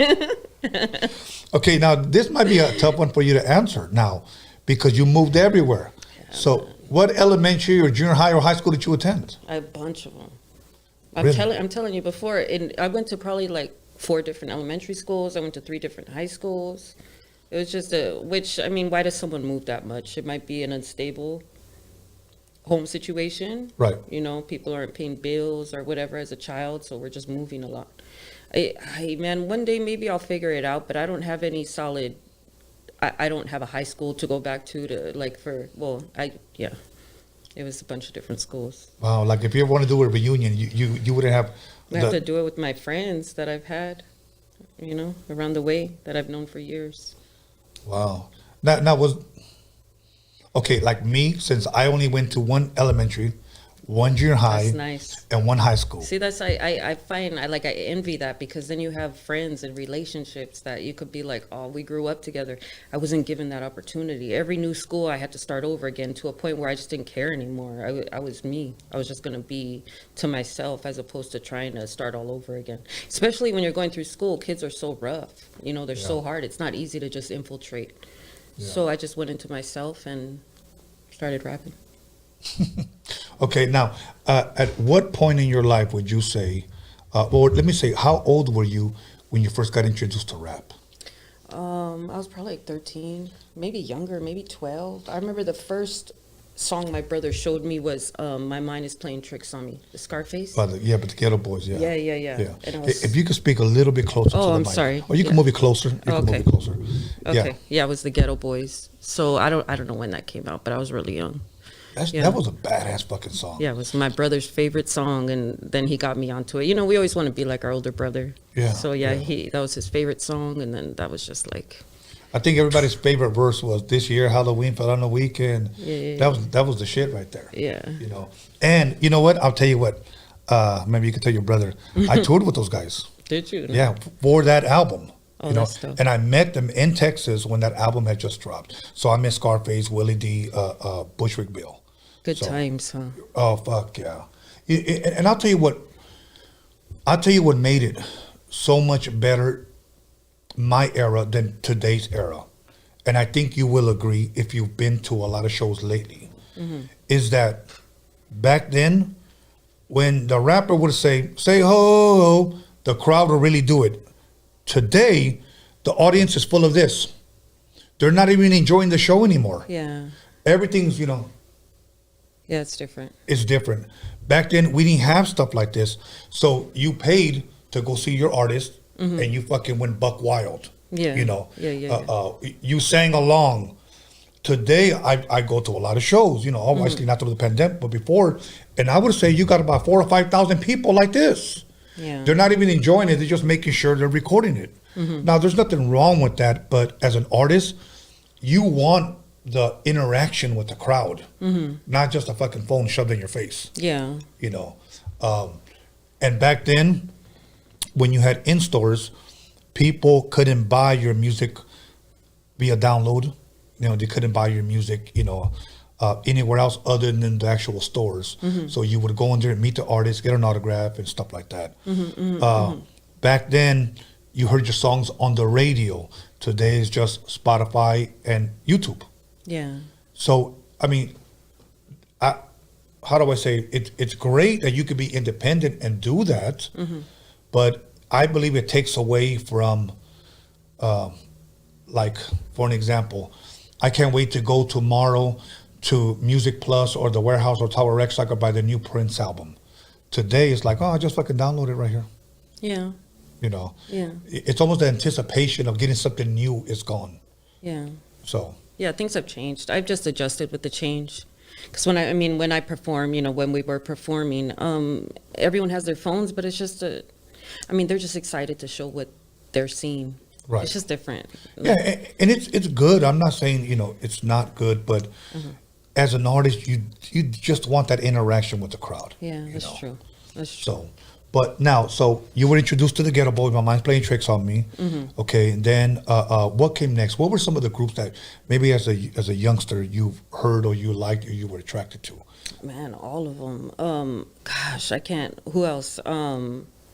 Sugar Free and High C. Okay. I did a show with them in Arizona a long time ago. I was trying to see if High C had an Instagram. No. I know, I couldn't find him anywhere. I was like, where's this guy at? He's a dinosaur. He honestly, he doesn't want nothing to do with social media. Yeah, I didn't see him anywhere, so I was like, okay, that's my choice. Yeah. Who did I like? Jeez, who didn't I like? Everybody. I mean, name them. You know, Goody Mob, Wu-Tang Clan. Everybody, of course, Tupac. Everyone liked Tupac. Everyone. Everything that came after the Ghetto Boys, I'm down with. Okay, now are you a big East Coast fan? Yeah, I'm a big rap fan. Okay, I'm glad you said that, rap fan. Yeah. So now let me ask you this: give me your top 5, if you had to choose best, if not artists, albums from the East Coast. Yeah, like the Wu-Tang Clan. I thought I was part of the Wu-Tang Clan for a long time. I love the Wu-Tang. Who else? Busta Rhymes. Busta Rhymes, dope. Yeah. Who from the East? Biggie, of course. Yeah. Foxy Brown. I didn't really like Jay-Z for some reason, but I respect him. Yeah. You know? Nas. Yeah. Shoot. Okay. Now. Mobb Deep. Now, from the West Coast, top 5 artists or top 5 albums? Man, you know what? I just love music. I don't have like a top 5 or I like right now, I think my favorite artist right now, I listen, like once I find something, I'll listen to it over and over and over again till I burn it out. I really like Kevin Gates. Okay. Do you like Kevin Gates? I think he's cool. You think my boys want to introduce me to him. I love Kevin. It's that singing. Oh, you know who I really like? Zero, from Texas. And he reminds me of what Zero might have been. Okay. So it's just that soul and that singing. But I could see how another dude would be like, I don't know about that guy. But as far as a female, yeah. Right. I love Kevin Gates. Okay. NBA Youngboy. Okay. So, yeah. NBA Youngboy. You like NBA Youngboy? Not really, but... Put it on. But turn it up. Not really, but you know what? I like what you said. You know what? I'm not a big fan of so-and-so, but I respect him. You know what I'm saying? I respect their hustle. I respect their hustle. And look, what I'm about to say sounds going to sound weird, but like, let's just say like Mariah Carey. I never have ever been a Mariah Carey fan. That doesn't mean, and I want to say this very clearly, that I ever thought she was whack. No, I think she's a great singer. I've just never been a big fan. Yeah. You know? Yeah. Here's another one. Outkast. That was another one I liked a lot. Okay. I never thought they were whack. I just like, well, it's just not for me. Yeah. You know? But every time I've said, oh, you're just hating. Why can't we just be honest? That was always my question. Like, when did the truth become hate? You know? Yeah. I guess when it doesn't coincide with what they want you to think. Right. So now it's a hate. Okay, now let me ask you this. Are you a huge hater? No. Yes, bitch. Let me rephrase that. Are you a Chicano rap fan? What's Chicano rap? Well, that's a question for you. What is Chicano rap? Does anyone really label? I don't know how to answer that. Who came up with Chicano rap, like that label? Do you know?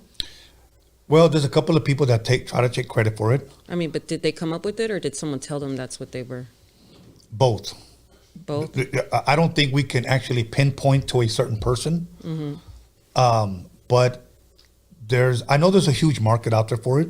I'm actually directing a Chicano rap documentary. I heard about that, yeah. And the best answer that somebody gave, and to me, I think it's the correct one. And I asked him, you know, what is Chicano rap? And he said, it's our culture. And it's our culture put into music. I get it. You know what? That's the best answer. Now, I've asked rappers before here. Yeah. And here's what they've said. Chicano rap is Mexicans rapping over more bounce and old school beats and oldies. Yeah, I'm not gonna disrespect. That's why, like, I need to know what it means to who labeled themselves that. Like, what does it mean to you? Because I can't go and disrespect what it means if it means everything to you.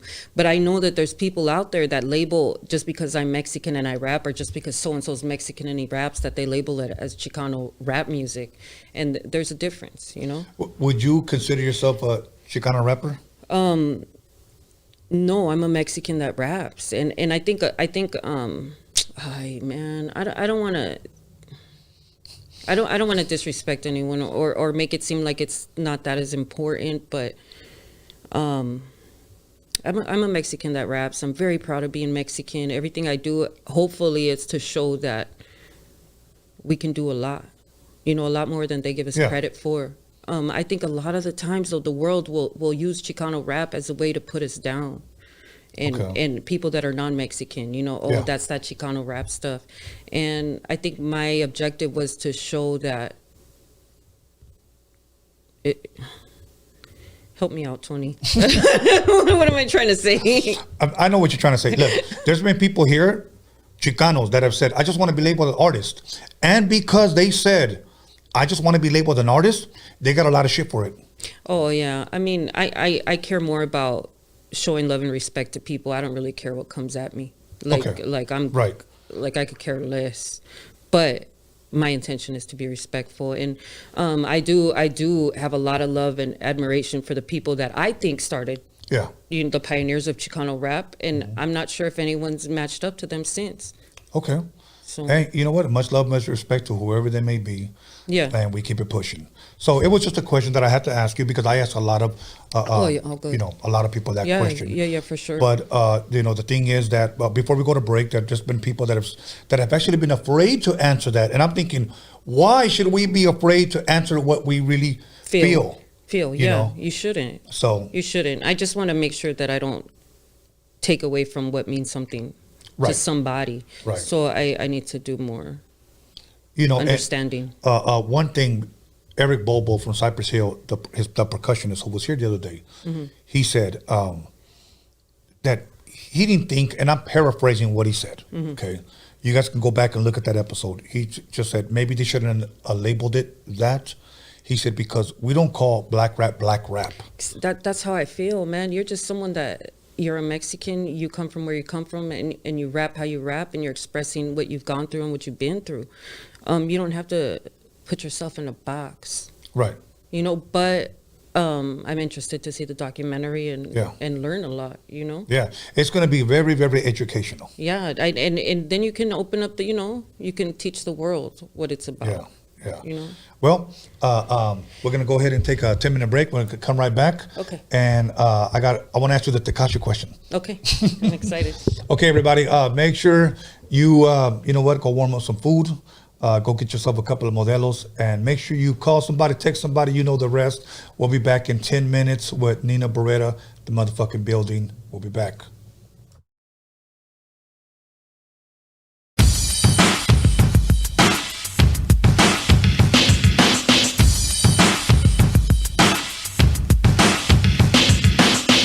somebody, text somebody, slap the shit out of somebody. Let them know that Roadium Radio is live up in this biatch.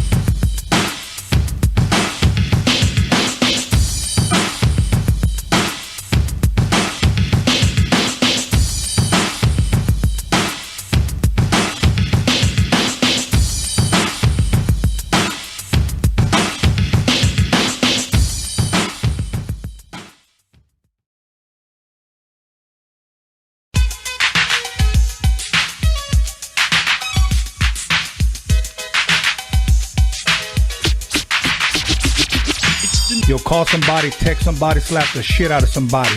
Let them know that Roadium Radio is live up in this biatch.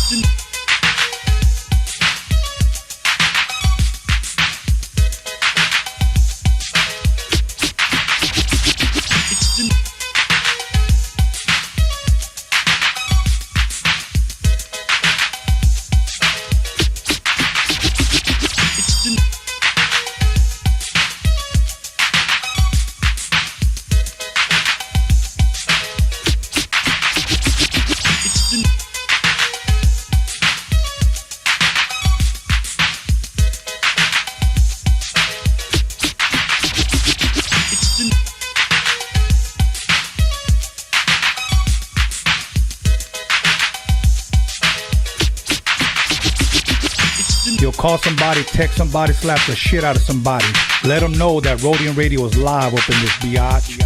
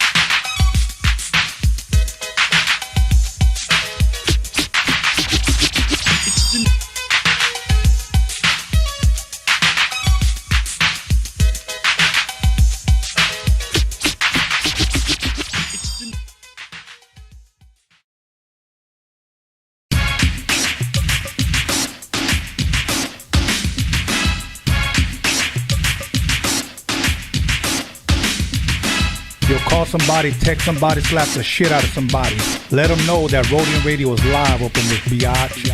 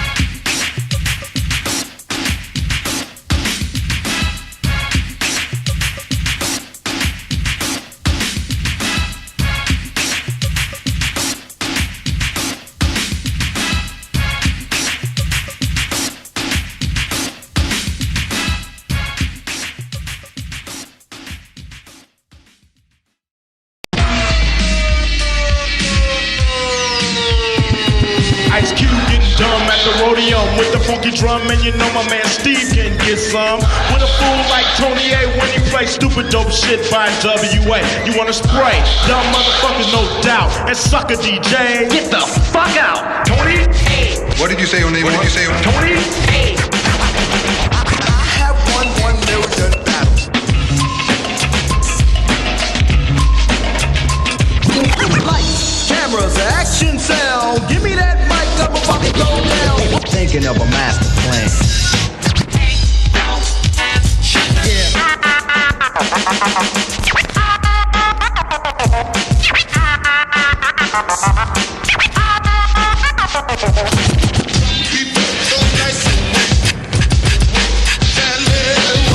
This story's funny. I met this girl and she had money. Welcome back, everybody, to Roadium Radio episode 130. 130, only 70 more, and we reached 200. Can you believe that? Only 70 more is going to be around the corner before you know it. Without further ado, you know what? Fuck, I forgot to grab a beer. But without further ado, please allow me to introduce once again Nina Beretta in the motherfucking building. Yeah. Yeah. So now, okay, let me ask you this because I asked a player from the West. Okay. He asked me, would I interview Tekashi? Okay, and I try to answer as best as I can, you know. But let me ask you this. I gave the example on how Tekashi's people actually reached out to 2 Chicano rappers, okay? Mm-hmm. And they wanted to work with them. They were willing to pay with them, to pay them. My thing was this, that I think he was trying to use Raza out here in LA to pretty much show, like, look, I still got love on the streets. Yeah. That's what I think, okay? Not what I know. But now let's just say if he might have heard one of your songs. Right. And his people reached out to you and said, hey, Tekashi wants to do a song with you.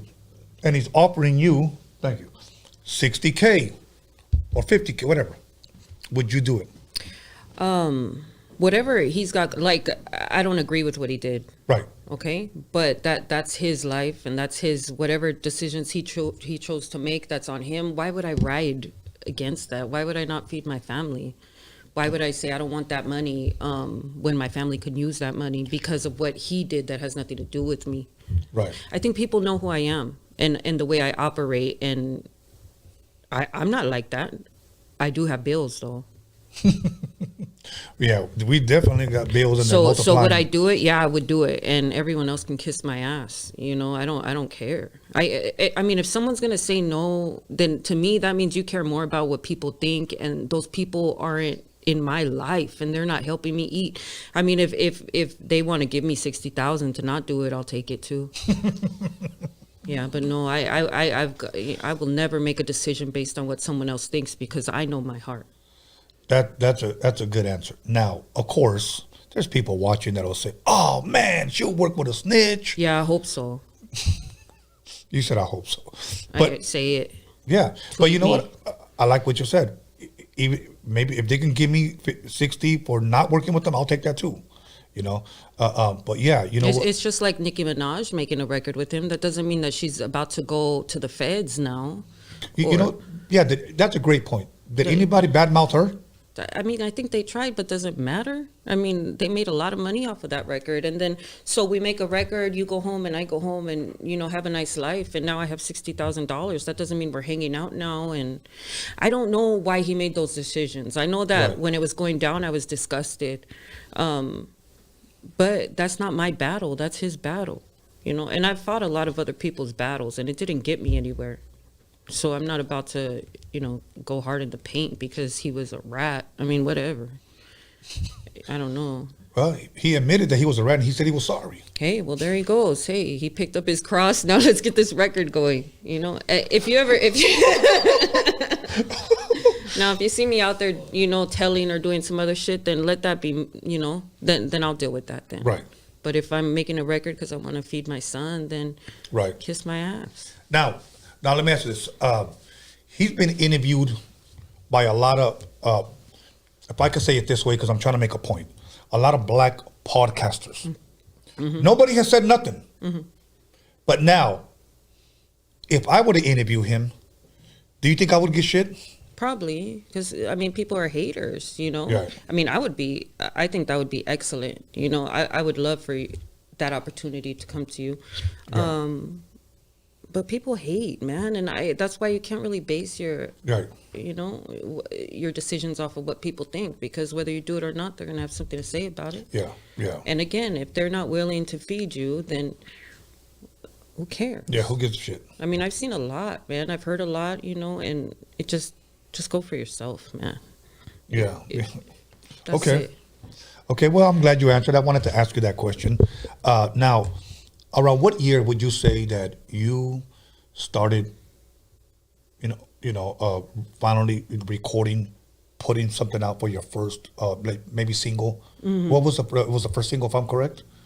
Or was it an album? It was just songs. I think when I first started to do, I was a teenager. I was like 14. Okay. 15, 16, around that time. And I would just start freestyling. Then I started writing songs. And I think the first thing I really did was perform. I think before even recording anything, it was performing. Really? Yeah. So before you actually even started recording, like, what were you rapping over, like? My brother would make beats. Okay. So at that time, my brother was making beats and I would rap over him. He had a keyboard. Mm-hmm. And in Sonic 76, yeah. He had that, and then he would make beats, and I would rap over him. Now, who encouraged you, motivated you to rap? Like, what made you say, "Fuck it, I'm gonna try this"? My brother. So he just said, "Try it." Yeah. Well, because he and his homeboys would be freestyling, and I didn't have a dad. You know, I didn't grow up with my dad, so my brother was like my father figure. Yeah. And I wanted to be like him. I already had the music, you know, the singing stuff, the music bug. But then I would hear him freestyling. I was like, I can do that. And then me and my homegirls would start rapping. They stopped, but I kept rapping. Oh. So yeah, he got me into everything you could think of. He got me onto High C and Sugar Free. He got me onto Goody Mob. All those from the Ghetto Boys and on. Yeah. Like he had all those CDs. I'm just like, man. You know, it's like someone that opened the door for you and they did it the right way. Right. That's good. So, I have a lot of love for my brother. That's awesome. That's awesome. Okay, now, like, at that time when you were being introduced to that kind of music, who were some of the female rappers that maybe you were digging at that time? When I was first getting introduced to rap music, Little Kim, Foxy Brown. Who else? Rage, maybe? Yeah, I mean, she was there too, but she was more a little harsh. Okay. You know, I liked the kind of the Little Kims, I guess but she was harsh too, but like the sexy feminine with the hard raps. is kind of what I molded myself after. Okay. What about Missy Elliott? You were a fan of her? Yeah, she was cool. She was a little weird, right? You know what? A lot of people, right? I look at. I'm not saying she's whack, but it's that same Mariah Carey. Yeah. I just never been a fan of that. Yeah, not whack at all, but it just wasn't my cup of tea. I wasn't like, put that Missy on. I Can't Stand the Rain was pretty. Okay. But it was just all the theatrics were just strange to me. I didn't. Yeah. Okay. So your brother was making beats, and did he ever record you? We went to a studio, finally. Okay. We went to a studio, you rap, they play it back. What did you like? I mean, did you like what you heard? Oh, yeah, man. Immediately? Yeah. I mean, I've always been a fan of what I do. Wow. I have a good voice. You have a good voice. Yeah, okay. and that's a lot of the feedback I got is that they liked my voice. Uh-huh. But then I think I got to a stage where I took music too seriously, and I was like, it was like a war against every other female maybe that rapped, because I knew that I started before most of them and that I put my heart into it, and that was my downfall for a while. I think like I took it too seriously. I took it like, this is my life and I'm gonna write and die for this. I didn't have a set, but I had my raps, you know. Right. Who if any, Latina rappers, would you say, if any, you were a fan of?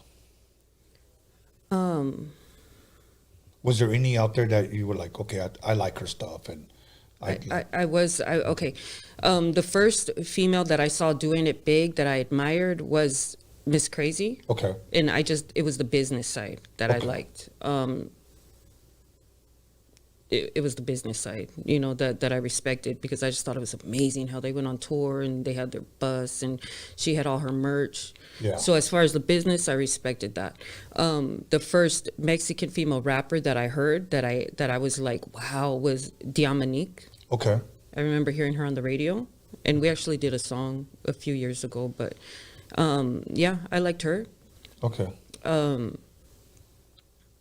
And as far as females now, there's a few females around the way that I like. Okay, that'll work.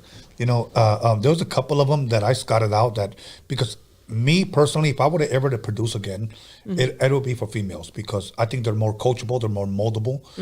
When I try to work in with today's rappers today, whether they're Chicano, whether they're black, whether they're white or whatever, a lot of these guys are pretty much already set in their ways. They just want to rap one way and that's it.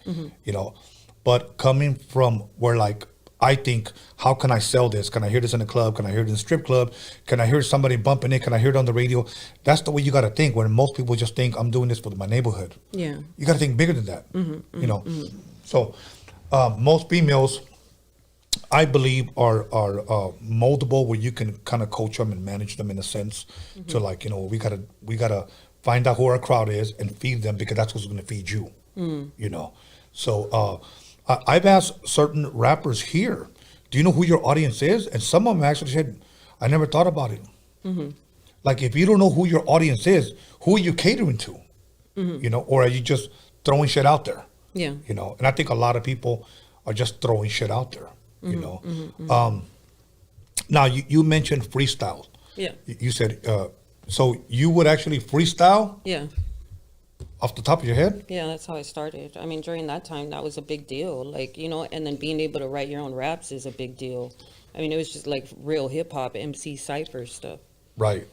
Wow. And wow, to me, that's dope hearing it coming from a female, some MC, cypher shit, because when we think of cyphers, believe it or not, we usually think of just straight dudes doing it. Oh yeah. And I think there are more females today out rapping, receiving that shine that they should have been getting, compared to when I came up, there wasn't too many female rappers. And if they did, they just weren't getting that shine. Again, it was either Yo-Yo, Foxy Brown, Little Kim, Rage, if you could back up a little bit more, Salt and Pepper, and it wasn't a lot, but now I think there's a lot more Chicanas, artists that are out today, and I think that's a great thing. Yeah. I think it's a great thing. Now, as far as So you released, you went to the studio with your brother. How many songs did you guys record during that time? Do you remember? Just several, just a ton of songs. Okay. Yeah, I wrote a ton, he produced a ton, and we just recorded. I mean, again, you know, from being a kid wanting to sing. So it's just musical kids. So there's no end date to it. It's just creating all the time. Okay, and so you guys do these songs. How soon after do you guys release them? Gosh, well, at that time, that was like before the internet, and who knows how we did it then, you know, trying to get deals and stuff. So, I mean, we recorded, we pushed it out to however we could. Right. In the streets, as far as we could reach. Right, okay. And did you do a lot of shows back then with those songs? Yeah, all the time. I mean, I performed for years and years. I mean, I stopped with the corona, but I've never, other than that, I've never stopped performing. Really? Wow. It's just been constant. Of course, I had a kid along the way, and then life really got in the way, but I've never stopped writing and rapping. Wow. So, wow. I'm not sure if you've listened to any of the music recently, but yeah, I mean, you could tell it's different. Well, I do like your voice. Thanks. So I do like your voice. So that is one thing that is true. Thanks. You know, one thing that I will say this, that I listen to a lot of females that I think have a real dope voice, and that's one thing they really do got. But here's where there's a little like disconnect. Yes. You're a year away from really spitting fucking fire. That's just my humble opinion. And I'm not telling this to you, but to these individuals that I talk to. Yeah. And they're like, really? Everybody's telling me my shit's banging now. And I'm like, no, there's such thing as artist development. Yeah. You don't even have your look yet. You know, as a matter of fact, your rap name doesn't even fit you. You know, there's such thing as artist development. That's when record labels used to develop you. You know, we're gonna go with this look. You know, you may even have to cut your hair. You know, we're gonna give you this logo or something, so that it can work. How can they sell you, if you will? A lot of these people are like, nah, we're ready to go. I'm gonna load this shit up tomorrow on YouTube. Okay. Yeah. And we leave it at that. And that's why I think a lot of people's careers never go anywhere, because they don't listen. They don't listen. They don't take their time. Timing is everything. Don't record and just throw it out there. Timing is everything. Yeah. So, but now, do you remember your very first show? My very first show, yeah, I do. I was in so when I moved to San Diego, and then I moved back to LA. Yeah. And when I moved back to LA, I was probably like 16, and then I was in a Christian rap group for a little bit, because my mom sent me back to LA because I wasn't doing good. So I was in a Christian rap group, and that's when I did my first show at a church. At a church. And what was the response there? Oh, they loved it, but who knows? You know, I mean, anything Jesus they're with. They're down. I was the best they ever heard. Go Jesus, go. Holy hip hop and all this Holy hip hop. You know what? Let me answer this, because people have asked me, Tony, are you ever going to interview any Christian rappers? I don't have any problem. Yeah. I really do not. But I interviewed one guy that said he does Christian rap, and when he said it, he was fucking drunk here. Yeah. Like, he was fucking drunk. I'm a Christian rapper. And I was like, okay, cool. I have no problem with that. Okay. Well, Snoop Dogg has got a gospel album. Yeah, I don't know, man. I don't know about all that. You know what's funny? I've had like homies that are like gung-ho like Christians. Yeah. Cool. I think they said, Eminem, he just got baptized. Hallelujah, he's a Christian. The Game, he just got baptized. Hallelujah, he's a Christian. Snoop, he released a gospel album. Hallelujah, he's a Christian. Slow the fuck down, bro. Yeah, I know. Slow the fuck down, you know. Yeah. But I guess they just thought it was good news, you know, that these guys were doing these things. But I mean, I don't really trust any of it, you know.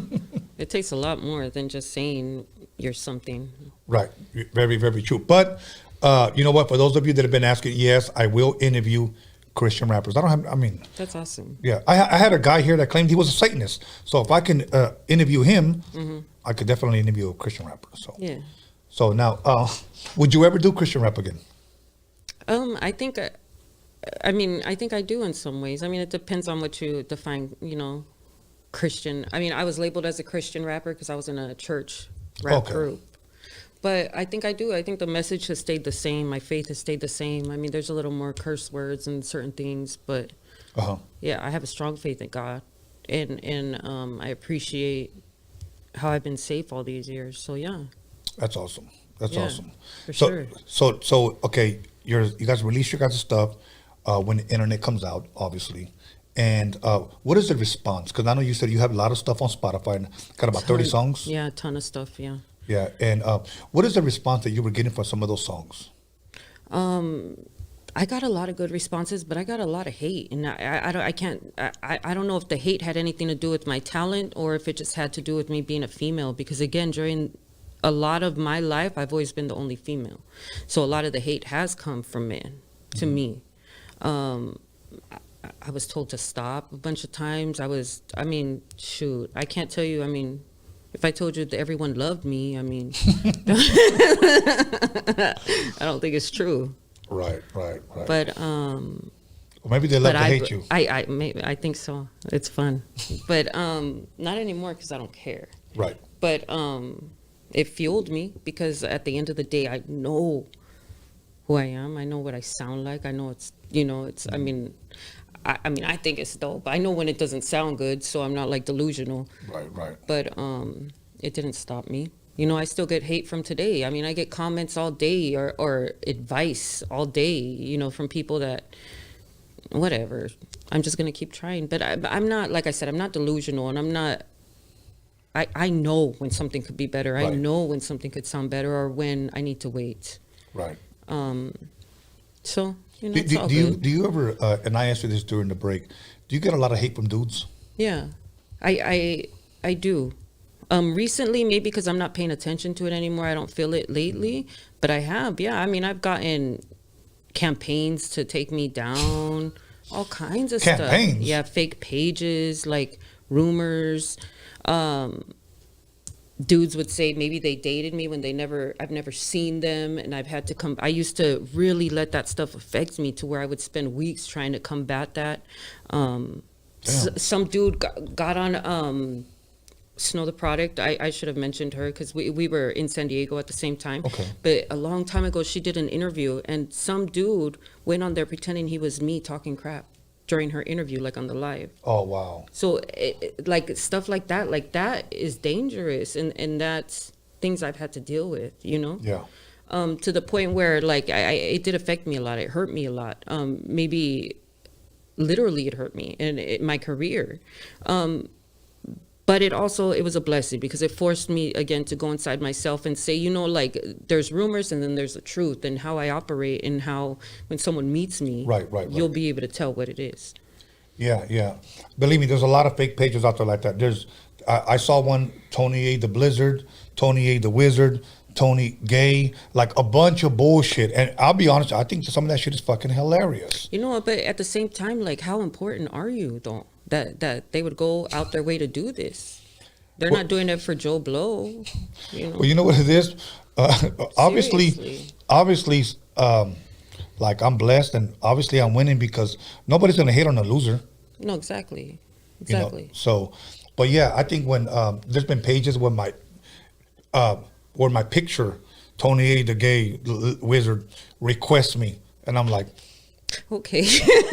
I should just follow him back, Yeah, see what he's up to. Yeah. How's it going? Yeah, but I'll tell you what, one thing that, like living when there was no internet till now, like, fuck, like there's some people out there that, like, their whole life is social media. Mm-hmm. That's it. I had this one individual female tell me, if I ever lost my Instagram, my life is over. And this person was dead on fucking serious. Yeah. And I said, really? Yeah, I have 21,000 followers, and if I lose my Instagram, I'm done. And in my mind, I'm thinking to myself, so this is your worth? Yeah, apparently. I can log off of everything and live happily ever after. Mm-hmm. Honestly, because that's not where my faith or my foundation is in social media. Yeah, I mean, I would be pretty hurt, because it took a while to build up what I have. So if it was gone, it'd be scary. But I believe I could build it again. If it's supposed to crack, I could do it again. Okay. The reason why I don't give a shit, and I'm going to be real with you, because this is my fifth Instagram page. Oh wow! I've been deleted 4 times. Oh wow! So and I bounced back. Fuck it, I'm back again. I'm back again. Yeah. I guess they probably got tired of reporting my page. That's crazy, man. Yeah. Hating, freaking A. But you know what? Back then, we never called it hating. It was just jealousy. You're just jealous. Jealous, man. You're jealous. Yeah. They just put that energy into doing something else. Yeah. So now, let me ask you, what are you working on now for 2021 that your fans can expect? I'm working on more music. I think I'm just going to be putting out singles for right now. Okay. Just putting a lot into each record. Okay. Trying to get into shape. Like, I stopped smoking cigarettes and I gained a lot of weight. Smoking cigarettes or not smoking? I stopped smoking cigarettes. Okay. I smoked cigarettes for a long time. And then I stopped a couple of years ago and just blew up. Which I probably needed some of the weight, but my point is that I'm going to just keep working out so that I could start doing more videos. Okay. That's what I really need. I think that's the next step. I think that's what people want to see from me is some videos. And just doing more interviews, I suppose, being more open, less reserved. That you know it's funny because I never did interviews. Never. I didn't give a fuck. People would ask me, "Nah, pa qué? Like for what? Whatever." And it wasn't for if it wasn't for my son, I would have never done anything. And he's the one that pretty much encouraged me. Yeah. What about your story, Dad? What about your story? And I'll be honest, I was always like, who gives a fuck? Like I would have took everything to the fucking grave with me. I don't give a shit. So one day I did an interview and I started sharing everybody that I knew, everybody that I came up with. The first time, who I recorded, who taught me how to produce, and many people were blown away. Like, wait a minute, you were Chicano? You were in the studio with Dr. Dre and NWA when they were recording the records, and I'm like, yeah, and they used to come to my house. You're probably like the only Chicano back then, you know? And that's exactly what my son said. Yeah. He said, Dad, what other Mexican can say they had NWA at their house doing mixtapes? Yeah, no, you're important. And thank you for that. And he made me feel that way. So I said, are you sure? Because I thought, no, they give a fuck, you know? Well, we do. Well, you know what? Thank you. Thank you very much. Absolutely. But you're also important. Thank you. And you know what? That's why I want to promote you, shine light on what you're doing, because I want to see you win. I want to see everybody win. Thank you. It's not in me to look at somebody and say winning, somebody that's winning say, fuck that dude, or fuck that girl, or whatever. Like, I don't understand that. You know, how somebody could look at somebody trying to win, trying to make a living, and then spew hate on that person's career. Yeah. I don't understand that. Yeah. Just jealousy, like you said. Yeah. Just anger inside. You know, now let me ask you this. If you could narrow it down to maybe your top 3 favorite songs that you've ever recorded, can you name them? I really like this new one. What did I call My Life? I don't know if you heard that one, but it's the newest single I just put out. It's called My Life. It's on Spotify. Roller Coaster and Pray For Me. Okay, and who is doing the production? Various or? Yeah, various people. Okay. Those are 3 different producers. I probably wouldn't say, because I don't, want everyone to have the same beats, but... No, and that's important. Find your own beats. I mean, I know sometimes some producers are like, man, you should have given me a shout out or whatever. But what happens is that you got a lot of people like, okay, that shit was banging. It's that guy. Let me go over there. And before you know it, you got everybody. Yeah, and that's what they do too. I remember I put out a record and a few dudes were like, oh, who's the producer? Like, damn, you don't even give me no credit for my lyrics or no, who's the producer? Whatever. You know, you don't have to, but I'm going to ask. Can you drop 16 bars from any one of those songs? 16 or 8 or 8. Okay. Right now? Whenever you're ready. Okay. Excuse me, do you know who this is? The sound you're hearing is a warning shot. Load up your guns, metaphorically talk to me. No place you can run. Thought you had it all figured out? This has barely begun. They might be deep in the game, still got the rules missing. Cannot respect what you're saying, you've never been with it. The truth is cold, the streets is mean. Only a few will survive, only a few will maintain. It's Nina Beretta. Nina Beretta in the motherfucking building. Everybody, let's give a round of applause, you guys. Now, let me ask you, lyrically, any females out there that can fuck with you? I mean, they can try, I'm sure. I'm sure they think they can, but man, I mean, the music speaks for itself. Okay. You know. We'll leave it at that. Yeah.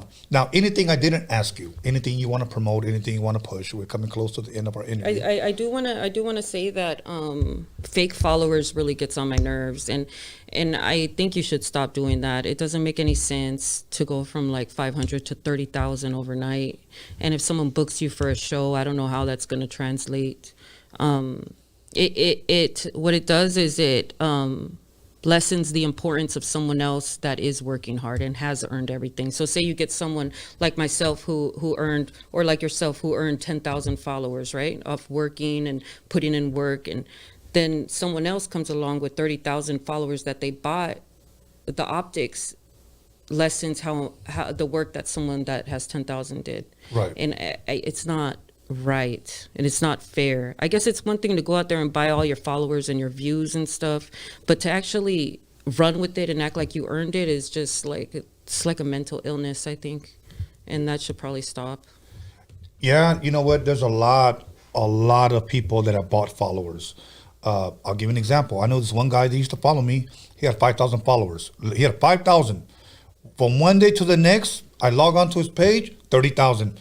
I'm like, oh, this motherfucker went on a shopping spree. I know exactly. And then they'll also buy the verification for their page, and then be out there rocking like it's the thing to do. And it just don't do that, man. Just be real about what you do. There's a lot of females out there too that I know for a fact. How do you sit and like? Well, go ahead. Yeah. 21,000, followers, and average about 48 likes. I know, if we're doing the same numbers, like, damn, like, it just doesn't look right, Yeah, it doesn't look right, but but to them it makes them feel a certain level of importance. Yeah, but what part of the game is that? Like, dude, like, you're disrespecting everyone else that does work for it. Well, there was a guy that he wanted to interview, and here's what I asked him. Well, let me hear some of your music. And here's what he said. This is the answer that this generation gives you today. I'm certified, bro. Oh, okay. Yeah, that was my answer.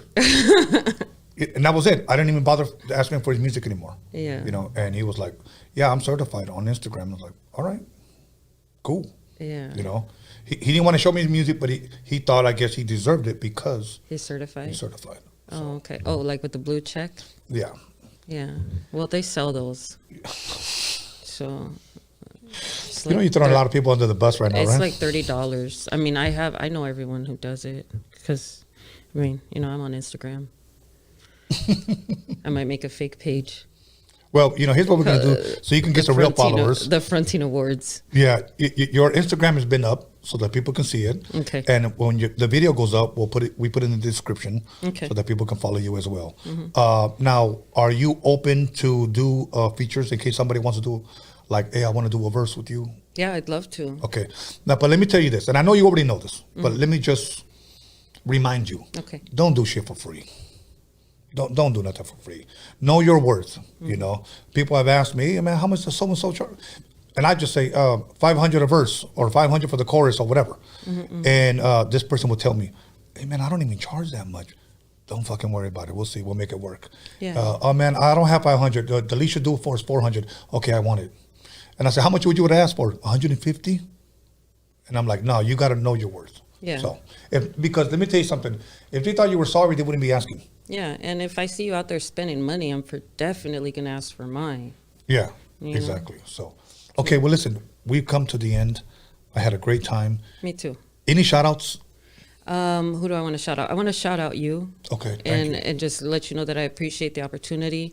You're a good guy. Thank you. And your son's a good guy. Oh, yeah, he's a good fella. Yeah. And shout out my son, my brother, and that's it, I guess. Just thank you, everyone who spent this time with us. Yes, most definitely. Everyone. You know what? It's funny, and I told you this during the break. I've been like on sleepy mode. I ate a big-ass bowl of pozole before I fucking went live. Yeah. And I've been like a fat-ass rat. You're like, seriously. Good. Yeah, I'm definitely going to sleep good. But anyways, other than that, listen, I just want to thank everybody who has tuned in, everybody that's subscribed. We actually went up another 100 subscribers, so I want to thank everybody for that. For all of you guys on the live chat that talk crap, those, but it's all good. Like, it doesn't even matter, honestly, because you guys entertain people. And that's what's dope, okay? All the trolls, everybody in the full community, I want to give you guys a shout out. All the dudes hating, give you guys a shout out. You guys are still watching. You know who that is? Who's that? The Fools Gone Wild? No. I just the Fools community. Oh, okay. And I know who it is. Okay. So, but everybody else who doesn't hate and who drops money, you know what? I just want to say thank you to everybody. Let me clear something up real quick, okay? I want to clear something up. One time I said this, goofing off, okay? Yeah. I said, if you don't drop money on the live chat, you're not Mexican. That's what I said. Yeah. And people were giving money, okay? Yeah. You know where I got that from? It was a spin-off. You're not, if you don't vote for Biden, you're not black. Yes, that was Biden. He said, if you vote for Trump, you're not black. So I just kind of flipped it, remixed it. I said, if you don't, drop money, you're not Mexican. People really took that to heart. Like, I really meant that. Went live and started talking about me. He said this, is a joke. That's all it was, is a joke. Relax. Yes. Yeah, don't get your panties in a bunch, homie. Yeah. Those are the type of guys that wear Take G-string a chill pill. reversed. But that's uncomfortable. Don't do that. Send some money in and flip your underwear around. But anyways, we're gonna sip a couple of more beers. I'm not gonna show it because I want to sponsor for Modelo.